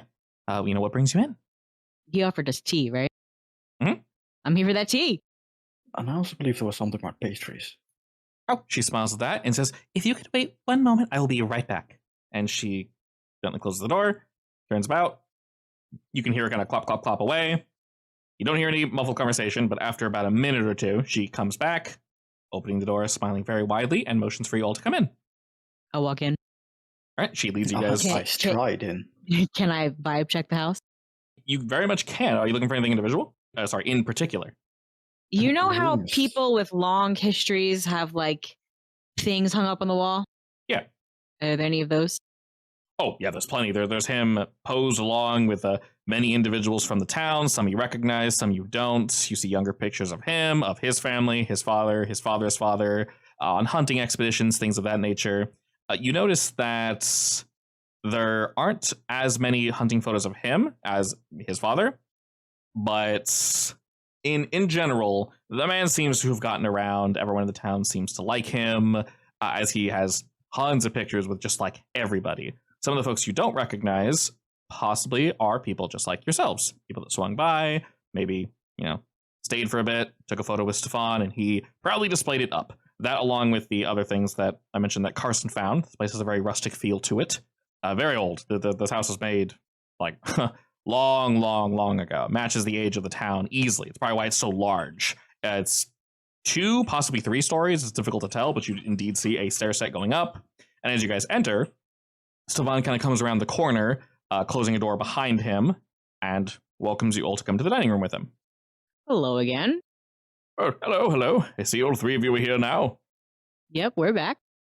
Well, fortunately for you, we are always prepared, so we've got tea and pastries prepared for everyone, yes? Sounds great. Excellent. Preferably the ones that Carson pointed out were more towards your taste, so I do hope you enjoy them all. Are we just here for a quick chat? Your friend did come by prior, I assume, and he kind of pauses for a moment, and after looking at Carson, looks back to the rest of you. I assume, Carson, you shared the information with your friends here? I did, yeah. Are we here to continue that conversation, or are we here for something else? We are. No, we're here to continue the conversation. All right, he nods slowly at If that you're one. open for it, at least. To a degree, yes. What did you want to know? Well, to Uh, start with, So how open do we want to be about this? I'm thinking maybe I want to be super open. All right. I in think that we should case- be uncomfortably open. Yeah, you know what? In that case, I'm But going not to... mean. No, I'm not going to be mean yet. I'm just going to lay out the flat truth. I'm going to roll up my pants leg and show him my wound. I'm going to, uncover it. No, I'm sure it won't look impressive, but I'm going to show it. She rolls up the pants leg and it just smells disgusting. Fortunately, it does not. Yet. Not yet. Yet. But you do have a scab on the back of your leg, Margot. And as you're like not undressing, but reeling your leg, he kind of takes a step back, like, "What are you doing?" And then you shout, and he goes, "Oh, did you receive that while hunting?" I did, from a white vine with red-tipped thorns. Now, this is what I'm going to look like in an undeterminable amount of time, and I will show him the picture of Ivan. He looks at it for a moment and instantly pulls his eyes away and goes, "Oh, that's what exactly is that?" That is Ivan Dallas. That is a person. I'm sorry, that's real? That is real. He's one of your townsfolk, by the way. Still remember him? He pauses to think for a second and says, "I'm sorry, what was the name again?" Ivan Dallas. His cheerful demeanor turns down just a bit, and you can kind of see the maid looking around the corner. He looks at her and shoos her away, and looks back at you all and says, "Well, we're all here for... Who are you all? Precisely. Who are you really?" Wait, pause. "Yes." Do you know who it is? "I do, yes. All right. He's been missing for some time." Yes. Well, to Interesting. make things easier for everyone involved here, we aren't here to ruin the image of this town or anything No, like that. In fact, you have people missing here on a regular basis, but you care about your reputation. I know no one remembers them after the fact, but people going missing and dying means they'll never come back, and they'll never share how great this place is. So if we don't put an end to whatever caused this to Ivan, you're never going to get the reputation you deserve. This place is beautiful. Please don't let some local ancient folklore murder it. Local ancient being beyond our comprehension. He We'll somewhat... just kick him out. Yeah, he painfully smiles at that and says, "Well, you all seem much more informed than I was anticipating. Good, I It is guess. our job after all. Understandable. If I may say, Ivan Dallas missing is something the town is indeed aware of. I would greatly prefer if you do not go... Have you gone around asking about him?" Nope. Not yet. Doesn't particularly matter. All right. It is somewhat of a sore point, so I would greatly prefer if you keep it to yourselves. Where did you find him? In a cave, guarded by a deer with lots of paces. He nods slowly again at that and says, "Is he alive?" For now. Oh. I'm certain if he'll make it. Those are scabs. Yes, he glances again at the photo, then back to you after shaking his shoulder a bit and says, "Where are you keeping him? You found him in a cave." A hospital. A safe space. All right. He's well looked after. Not by you, obviously. He wants to come back here, by the way. He's drawn. Interesting. Well, What back to I the would cave, like rather. to know Yes. is if he comes back here, will you be the only person that remembers him? Oh, no. We all know good old Ivan Dallas. The boy was a bit of a recluse, you see, and him going missing, we assumed it was... honestly, we weren't sure. He wasn't much of a hunter, or maybe he went out on some form of drinking binge or something. The boy wasn't known to fall into his cups too much, but it was there was some drama throughout old Galway Hills for a few months, but we've all calmed down, and of course we've been looking for him, so please don't assume we just allowed the boy to go missing. This was... Wait, he's been missing for months? Yes. Why does everybody remember him but not Finn? Well, he hasn't been fully digested yet. Yeah. But we can't say the same for Finn. Oh, Yes, and I'm God. sorry about this Finn character. I really do wish I could help. Do But you Wait, when did remember so does that Graham- mean Do you remember Graham Faulkner? was he the He's loud with boy us. with Yeah. the bright Always clothing? happy, Yes, always yes. happy, always smiling. Yeah, he was Yes. also here. He was Couple quite nice. Months Yes, back, right? I believe so. He came alone, and he seemed to enjoy his time here. Yes, that's the thing, though. He did not come alone. He was here with Finn. But you do not remember him, do you? So he's been giving you guys somewhat confused and shocked looks this entire time. This one seems more genuine than the rest. Take out the picture, I guess, of Finn. He looks at the kid and just like, I have legitimately, the look on his face is, I have never seen this kid before. Exactly. so? And that's what was going to happen to Ivan. You wouldn't even be able to remember him. Has Ivan been... So Ivan's been missing for less time than Finn has been missing. Yes. But we Actually, didn't see how does Finn's everything face up on the to- creature, right? Yeah, No. I was thinking about that. Think about it, Megan. What makes a face a face? Oh, sorry, a recognizable The face. skeletal structure? Yeah. So Oh, just a flap of skin, you'd never recognize it. that's disgusting. You're welcome. I was That's thinking about that a couple awful. of weeks ago, and I'm like, even if Finn's face was on it, we'd never know it. That's true. Unless he had like a mole. Unless we wear it. Oh, no. God. He would need to wear it. Become as fan. Finn, we found your face. Oh, thanks, guys. Anyway, back to Thanks, I've been looking for that. Slaps the back topic on. at hand. Yes, of course. He points to the food in front and says, while the conversation may be quite glib, you're still more than welcome to the food I've Oh, prepared I will. for you. I'm happily munching. Same. Stomach of steel. Good. He smiles at that. Like, it's a genuine smile. Like, he did prepare all this for you, and he does want to help. Like Jay is literally like straight up enjoying this food Same, It's- same, while, same. while talking about like gruesome facts. Yeah, same. Yeah, it's good. It's all homemade. Pastries. Oh, I should try these, Margo. Ooh, that looks good. I Crunch. think it's goat cheese. Nom. I love goat cheese. It is Oh, quite have some good. too, Carson. I eat it. It's delicious. Almost enough to Anyway, make me forget about all face those flaying. murdered people. But not that good. You seem Back like to the thing at hand. you seem like the kind of person who is, well, not necessarily clued in, but I think you're old enough and experienced enough to have known some facts and not take everything at face value. Of course, of course. So I guess we'll have to ask the question again. What do you know exactly about, well, honestly, anything? Well, I was speaking true when Carson and I met earlier. I truly do not know anything about this entity, this thing that you all mentioned. You may have described it to me, but I did tell Carson I only think I saw it when I was a child, and I could have seen anything. When I say it, I saw a slurry of faces, and they passed by. Well, it A was slurry of faces?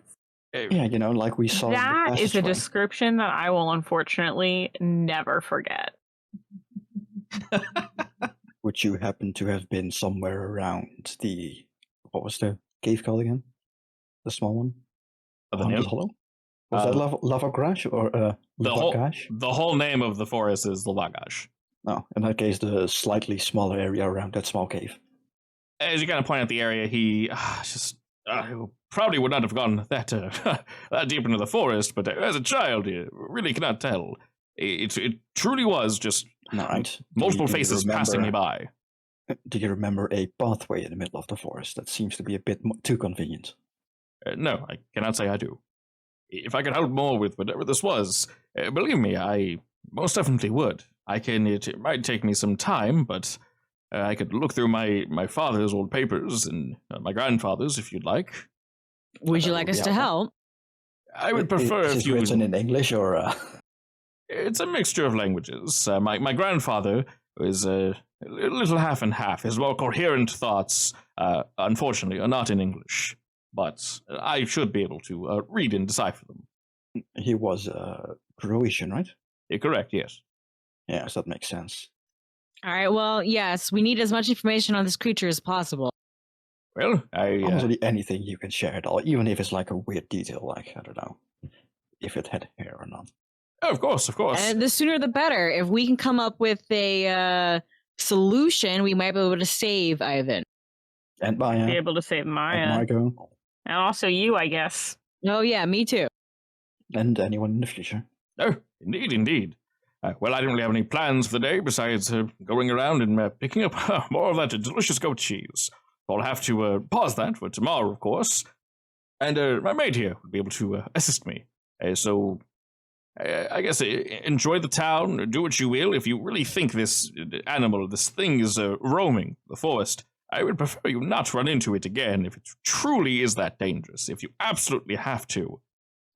Well, considering our last encounter, I don't think we'll be going back into the forest anytime soon. Good. Despite all of this, and all these strange happenings, which I do believe you, by the way, I do not think any of you are crazy. I've seen some odd things in my time. I don't want anyone dying, of course. If it struck you or hurt you in any way, I'm not sure how we would explain that. And I'm not only saying this so that the police don't get involved, bad press and all that. I truly do not want you to get hurt. And by this point, you guys have eaten most of the food. And I appreciate your concern. And he He brought out like 3 plates and they're all empty. Yeah, he was kind of expecting that. Haven't He eaten no knows more. how That's delicious great. they are. I mean, yeah, this was basically your guys' breakfast. It works. Mm. Other than that, y'all any questions for him? Like honestly, at this point, Jay is contemplating asking for his friend to like, I don't know, give them a starting point for looking for books, or the mayor rather. Oh, to help the elder? Basically, yeah. You do get the feeling that while he said there's a decent amount, the reason he doesn't want you guys to help is for probably privacy reasons. So he should be able to find it within the day, whatever it is. Like, there's not that much. It's not that there's too much. It's just he's, a little touchy on family stuff. Yeah, makes sense. I mean, Also, he's lying a whole about language breaking barrier. anyway. Of course. Yeah. True. Like I probably picked up when we were in town a Croatian to English dictionary. Sure. And besides that, y'all only got any more questions for him? No, I think that's it. Keep us updated. Oh, we'll do. We'll be in the hotel. Perfect. Stay safe, Can you I all. ask, by the way, when the hotel was added, or the second story? Oh, I do believe is it's it a new building, or is it has it always been here? Oh, it hasn't always been here. It might have been constructed back in the 70s, the 80s, maybe. It's not too long ago. Not too long ago, no. Probably closer to the 70s, I might say. What was it? Built on top of an existing building, like an extension, or? Oh, yes. There was not an extension, but there was an older building there that we'd have folk that would occasionally swing by, much less frequent back then, mind you. We didn't have the large town that I assume you all came from nearby, so it could house at most 2 or 3 guests, but we found more and more people. We're visiting, so we figured why not update. Did the old building happen to have a second story? No, it was completely demolished. Really? Nothing of it remains at all? Not even a poster or anything? Shouldn't be, no. I mean, I would say maybe they kept a poster too for old time's sake, but I was quite young at that time and was not part of the construction team, so. Well, anyway, regardless, thanks for the information. Oh, of course. How were the sweets, by the way? Delectable, I would hope? Yes. Very good. Definitely better than the stuff we have in the city. He smiles very widely at that. I says, Too excellent. much sugar in those, honestly. Yes, I feel these are the perfect blend. I'll be sure to tell the chef. All right. All right, and with that, you guys are free to kind of head back on out. I was going to ask, are there any more, like, new constructions in the village since then, or not at all? In general, if there are any newer constructions, they would possibly be homes. But from how it looks, this town kind of has the same-ish number of homes. They don't urge the families to have like 90 children. So for the most part, you inherit your, the house from your family, and it kind of goes down. I more so meant like buildings that have literally been added to the town rather than reconstructed. Very few. And like I said, if anything, they would be residential. You said the second story had been reconstructed? No, basically that whole building was smashed and then built from scratch. Oh, so the full thing had been reconstructed. Full thing, yeah. It might still be within like the town border or something. Yeah, so it was same location on that hill, but prior it was like a three room like log cabin for people staying in, and then too many people were end up swinging by, and they're like, you know what? The people want their privacy. Let's make it larger. They'd have turned too many folk away. So we'll say back in the 70s is when it was constructed. So, Margot, do you happen to know anything about boundaries? The magical kind. Personal boundaries? I mean, sure, if those work. But more like the spiritual boundaries, Keep evil spirits out. Vampires can't enter unless you let them. Yeah, what about them? And would you be able to spot any? Not sure. Or do they usually leave signs, God? Yes. Now, not everything obviously makes sense. Some old lore is like, why? What? But, yes, you are indeed able to, if you keep an eye out, look for things. So if you guys want, you can kind of travel around the town looking for whatever these boundaries are or other clues of that nature. Yes, okay, that's what yeah. I was going to do. Yeah, I think I'd have experience doing that. Okay. Would you all like to keep an eye out on things, or are we roots? Yeah, honestly look for like anything weird or in Croatian, I guess. Do we all know how to look for it, or is it something I can easily explain to the others to look for? Like They can Jay be is currently looking. thinking of like, those posts with the nails in them, something like that maybe. Yeah. So you can find things like that, or realistically, Margot, if it's not precisely what you're looking for, something odd about the town that stands out. So any of those Honestly, things work. Okay. Yeah, we can take pictures with our phones and like, come back to it, discuss things. Yeah, that sounds good. And 3 separate groups should be fine. Perfect. All right. All of you roll me investigate a mystery. We'll have 3 individual rolls. My God, an 11, a 12, and an 11. Woo! Okay, good thing you guys went individually. That's 3 full successes. I hope there's something useful to find. Yeah.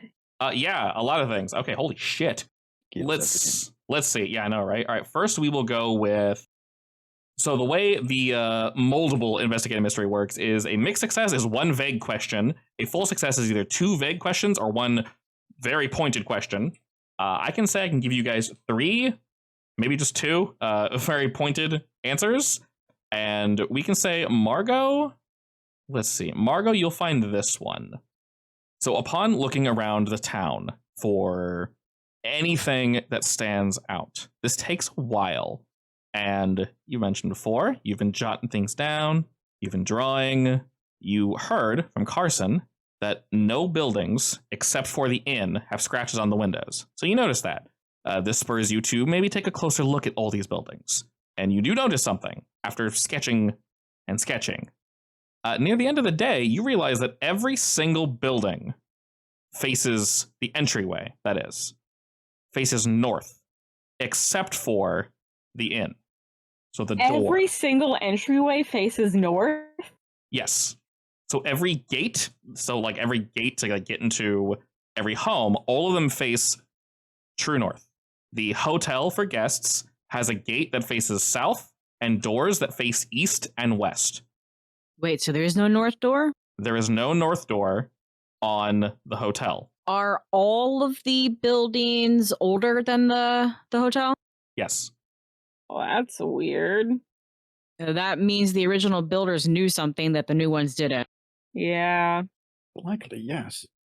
Something else. We'll say, All right, so I'm going to answer one more as pointed answer as that one. And we'll say for Carson and Jay, if one of you have a particular question you want to ask outside of this, because this next answer will give something, I'll allow either of you to answer it. So one of you finds this next thing. And that next thing is, you look around, you see the people. I mentioned there's a whole bunch of animals running around.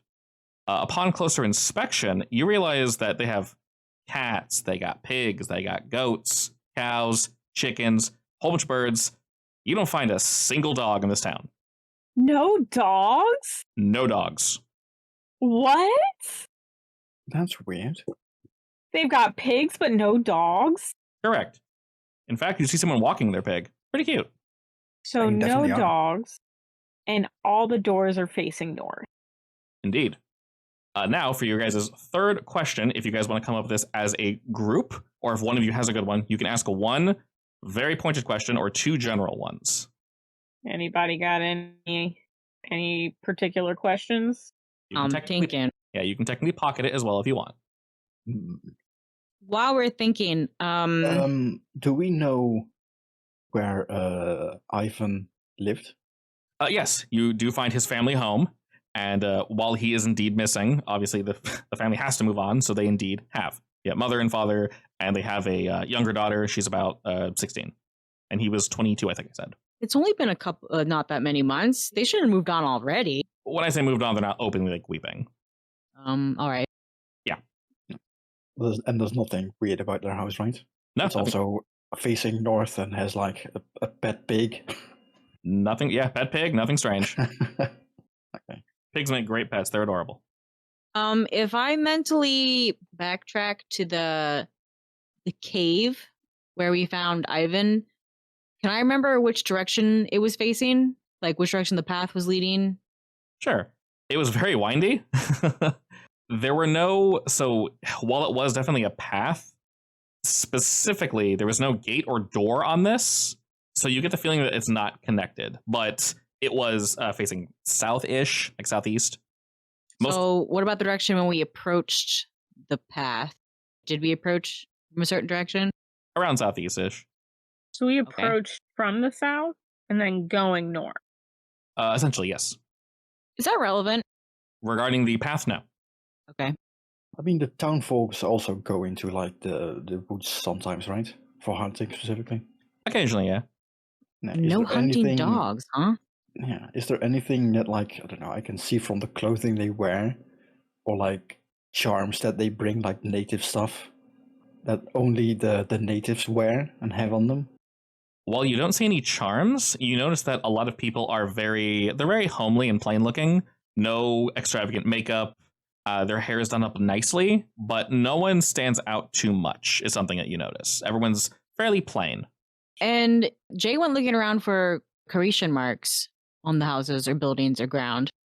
You do find some, but with your quick like translator, a lot of them are either names that were carved from a long time ago. Some are like old curses that were attempted to like scratch out or buff out. You see some that seem to be for like old timey like protection, but these aren't hidden whatsoever. They're actually somewhat out in the open. In fact, you see a shop that sells like protection charms, but they're kind of the whole like like a good luck charm. They're effectively sold in that same sense. Do the locals carry these around? No, not on them. If anything, it just seems like something that they're selling. You know, they can point at the old homes and go, "Oh yes, back in the." So a cute little tourist trap. Effectively, yes. Yeah, they like to point at the old homes. Maybe you look at one of the tours that's kind of going around, and you can see that the tour will indeed point that out at some point. It's on their list. So, Would you like to have a trinket that will stop the creature from eating your face? effectively, yeah. So, okay.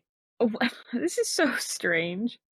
So, everybody in the village is just very plain looking? Yeah. So, comparatively, like, where do Maya and Finn rank on that plain scale? You didn't really have too many photos of Finn, but he was definitely more of a modern boy. Graham is an explosion of color, so he can't not stand out. He is noticeable from anywhere in this town, 100%. You guys are fairly, you're trying to stand out, understandably. Maya would definitely stand out, though. She didn't go like crazy with the makeup, but she wore, enough to, feel comfortable, for how she wants to look every day. And she was indeed like going out, so you don't want to put up too much. You don't need to look good for the pigs. But does it want pretty faces? Oh my god. It hates technology. Well, it's like, Oh my god, the monster is a boomer. It's literally a Scooby-Doo adventure. So like the buildings all seem to have like the weird way they're built. Is there anything around the forest itself that can, or like, I don't know, signifies a boundary or something like postings every so often? not that you can see. In terms of protection, you can tell that there's no way these homes were built in this way on accident. This is 100% intentional. Okay. And you get the feeling that that is their protection. Yeah, that makes sense.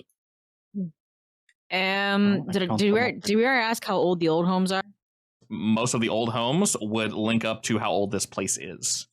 Is Stefan's grandfather notes a good hope point? Is he potentially old enough to know something useful, or is that a dead end? Based on the age of the houses. Sorry, who's Stefan? Yeah. Stefan and his family should know, because he basically said that he and his family are effectively passed down the elder information. Okay. Yeah.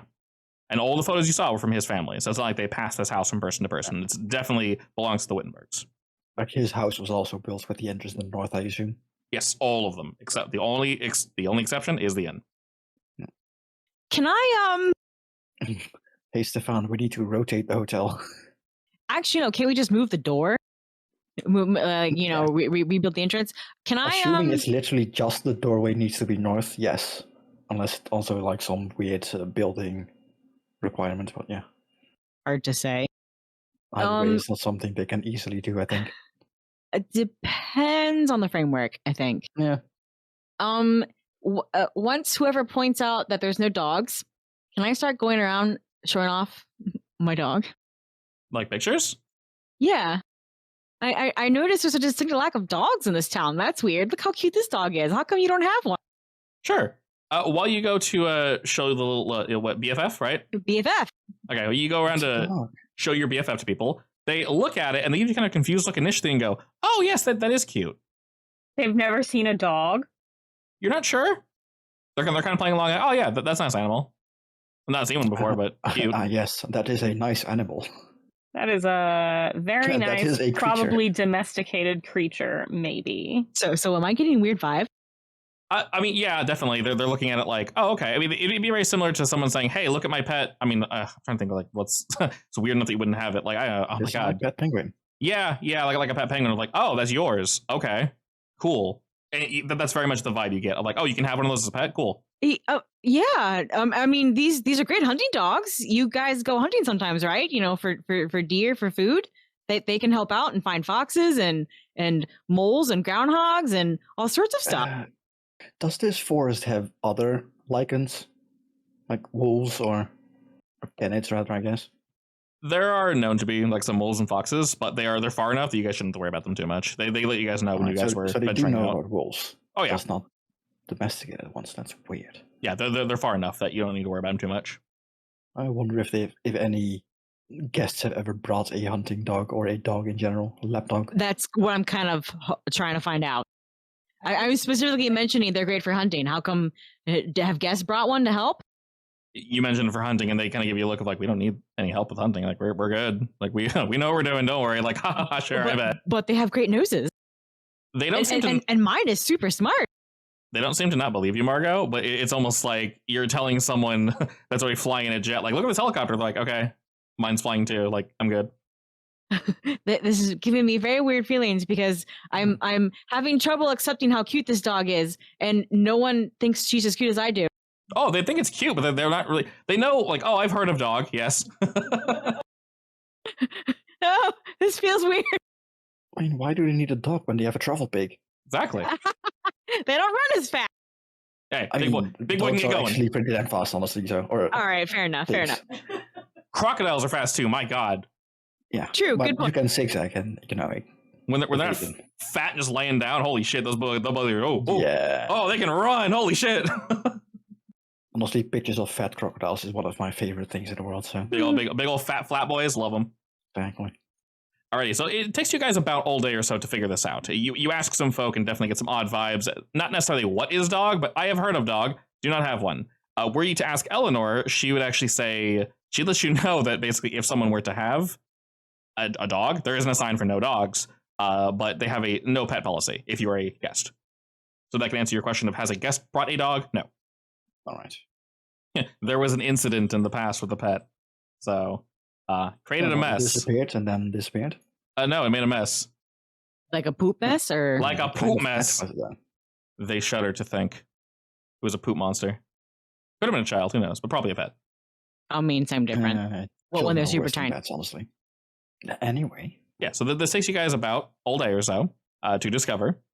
And sundown is indeed approaching fast. What do we all plan to do? well, we're gonna give all this information to the I.C.S, I guess. I guess I'll call for an update because Maya should be back at I.C.S headquarters now, right? Yes, she definitely is. The car disappeared. And what are they doing? Have they run tests yet? All right, so you guys call in, you relay all this information to them, and with everything you've already given Jay, they will quickly run all this, and they'll let you know that by tomorrow, we'll say since you guys rolled so well, by tomorrow, like early morning, they'll be able to call you guys and tell you what they possibly think it is. They're going to put a rush on this, since you guys don't necessarily have like a good third question. We'll just say that was a third question, and they will firmly answer what this thing is. So we'll go with that. Excellent. All right. Or at least, well, you guys have given them so many clues, they got to nail it down.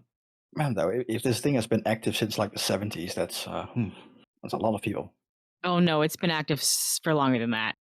Yeah, but like not as well fed since the hotel hasn't been there, basically. True. So, Margo, you're able to ask about Maya. They let you know that she's fine, she's lucid. We're trying to keep her calm and whatnot because that was part of the deal.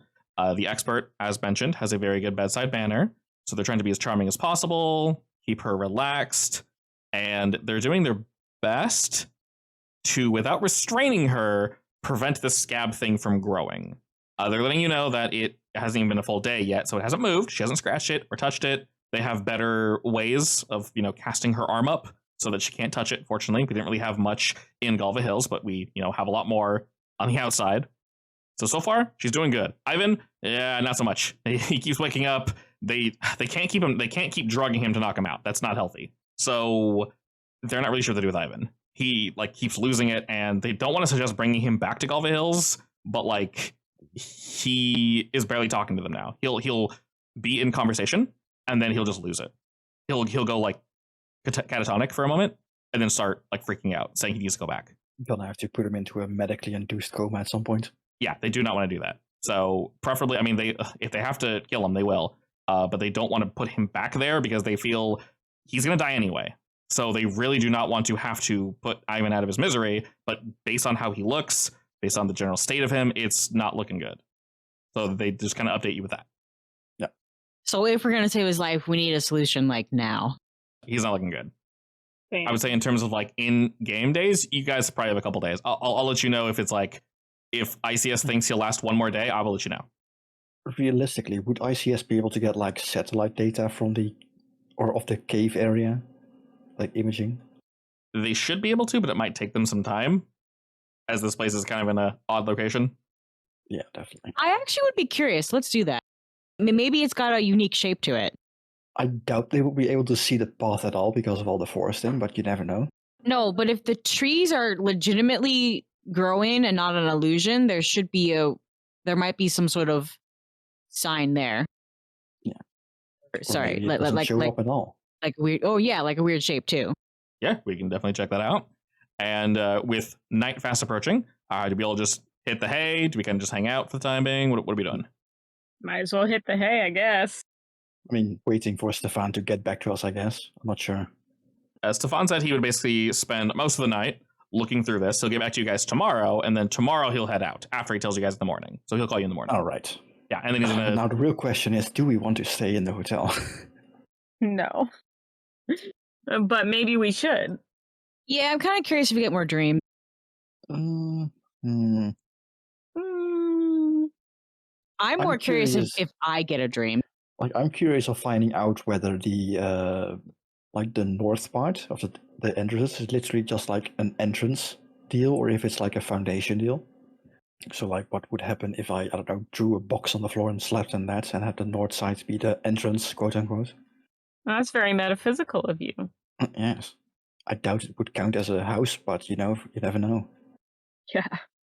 Sadly, I don't have a build a house instantly kit, so I can't do We'll that. create one of those little wood houses in the woods. But the entrance I'll faces activate north. Minecraft mode. Yeah, Make a dirt house. perfect. Can you grab paint and like paint a door, or does that not count as creating a door? That is just painting a door. So you get the feeling that this is intentionally built the way it is, and it probably means something. Like I say, it's too intentional. So it might be foundational then. Probably. I wonder. No, never mind. Well, it would be safer inside the hotel, I guess, than outside. So, Definitely. or we could jump in the van and drive away like a couple miles. But then we're in the woods on the road. Not in the woods, like in the open, away from the woods. I'll take my chance. I'll take my chances at the end. It depends how the road goes, I guess, but yeah. I'll take my chances at the end. Realistically, I mean, I know if you guys want to split up, you can, or you guys go stay in seasons. I know, right? Yeah. want to split up. Hey Graham, let's bunk. You said bunk, right? Yeah, No, she definitely said bunk. bunk. No, Graham understood bunk. We do be bunking though. All right, you actually want to stay in the room with Graham? I mean, we're all gonna stay together, right? Yeah, we're not sleeping alone. Or we're all staying in the same room? Yes. We are once again taking turns. All right, that very much works. Y'all can basically stay in. Realistically, Jay, you kind of ended up with the largest room because of your little. I have the balcony. It's also furthest away from the tree. Yeah. It's a strategical room, I guess. Alrighty, well, if we're all shacking up in the same room, that would be another day of rest. So, Margot, you can go ahead and heal yourself by one more again. I'm finally starting to feel normal again. You did unmark Only 2 more days. dying, right? Yeah, I did. Okay, cool. Unstable. Yeah, unstable, yeah. All right, so we're feeling mostly hot. When we say we're taking shifts, does that mean one of us is awake at all times and everyone else is sleeping? Yeah. Yes. Okay. We'll just go ahead and rip this Band-Aid off now. Margot, which shift is yours? I'm an owl, so the first one. Excellent. Alrighty. So, during your shift, Margot, there doesn't really seem to be anything of issue. You watch over your friends, Carson, Jay, and Graham. They're all doing fine. Some twitches and such. You're not sure if it's a nightmare or they're just getting comfortable. But after some time, everyone does indeed reach sleep. And then who would take over for Margot? For the end of the shift? At how late? Are you doing like a 2-man shift or a 3-man one? We'll probably do 4-man shift just between everybody here. So, second person. Because like Jay would probably not mind waking up in the middle of the night and staying up the entire morning and day. Let's have Graham do next shift. Okay. Then you wake Graham and he kind of like kung fu hands. I'm like, oh, who is it? Oh, Margot. Nice. Okay. And he gets up and yeah, you all swap. And Margot, you head off to bed. And well, I can't narrate what Graham is doing because I am Graham, so he's watching over you guys, I guess. And Margot, you sleep. And would you, knowing your leg, obviously we got the cast and everything, would you be hesitant to sleep or do you actually commit to sleeping? Margot gets sleep and whenever she can. Fair enough. Alrighty, if you could go ahead. Let's see. You still want to have those cuffs and chains to hang your leg so you can't scratch it? I definitely want to make sure the leg's wrapped. That's what we made the caster at least, so. Give Graham like instructions to if you see Margot scratch your leg, hit her with a club. Yes. Margot, you are indeed able to sleep. You toss the cast on your leg and you try to get in the best position possible. Graham, of course, is watching you more than anyone else because he's aware of the situation. So Margot, go ahead and roll me plus tough. Your plus tough and plus weird is the same, so doesn't matter which one you roll. A 10. Excellent. Good for you. You don't get eaten. Exactly. So, Margot, I'm going to do something unique for you. You can basically tell me, I'm going to describe your dream, and if you want to keep going, you let me know. After a certain... You mean if I want to wake up because I get you scared? Correct. If you want to wake up, you wake up. If you want to keep going, I'll have you roll stress. Sound good? Okay. All right. Because your first roll is indeed a success, in the night, you wake up, and you are surrounded by your 3 friends, Carson, Jay, and Graham. Graham must have had a long day because, well, he fell asleep. He was supposed to take over, and for some reason, he did not. You're currently in Jay's room, and of course, all the lights are off. Oh, no. What do you do? Something woke you. Maybe you got to pee or something. Who knows? Is it me? No, Margot. No, okay, that's who I thought it was. I'm thinking. No, Melanie was saying a long time to think, and I was like, maybe I missed something. I guess I'll get up and take a look around. I figure if I woke up, it's probably for a reason. You begin to look around and you feel a little groggy, but you're fine, mostly. As you look around, though, you hear a creaking, a door opening, slowly. And you notice it's the bathroom. It was closed before, but it slowly opens, and it seems very inviting. I'll go take a look. All right. You're able to walk on in. Of course, the lights are off, so you can't really see anything, but you still get that feeling of just sleep and tired. Your body feels heavy, and it's a bathroom. It's very similar to yours. Got the sink, got a big old mirror. Except, Jay's bathroom is slightly larger. He has 2 sinks. Son of a bitch. Toilet, shower, everything is as it should be. You look in the mirror for a moment, though, and you think the lights are off, obviously. So as you walk in, you see maybe it was you. You reflected off another mirror, and then you saw your reflection of your reflection bounce off the mirror, and something kind of moved with you as you moved. Because, of course, as you stop moving, this other figure stops moving. Because, of course, it did. But looking in the mirror, you don't think you see anything? Did the mirror catch me as odd? You're not sure. You could focus on it more if you wanted to. I will focus more. As you choose to focus more on the mirror, the lights are off, but some of the moonlight is pouring through the window and perfectly into the bathroom. The right side of your body is illuminated, and you can see yourself in the mirror. And you look pretty good, Margot. I mean, you just woke up from, a bit of a tossing and turning sleep, and you kind of had a limp over here, but your leg's fine. You kind of check yourself out, and I don't know.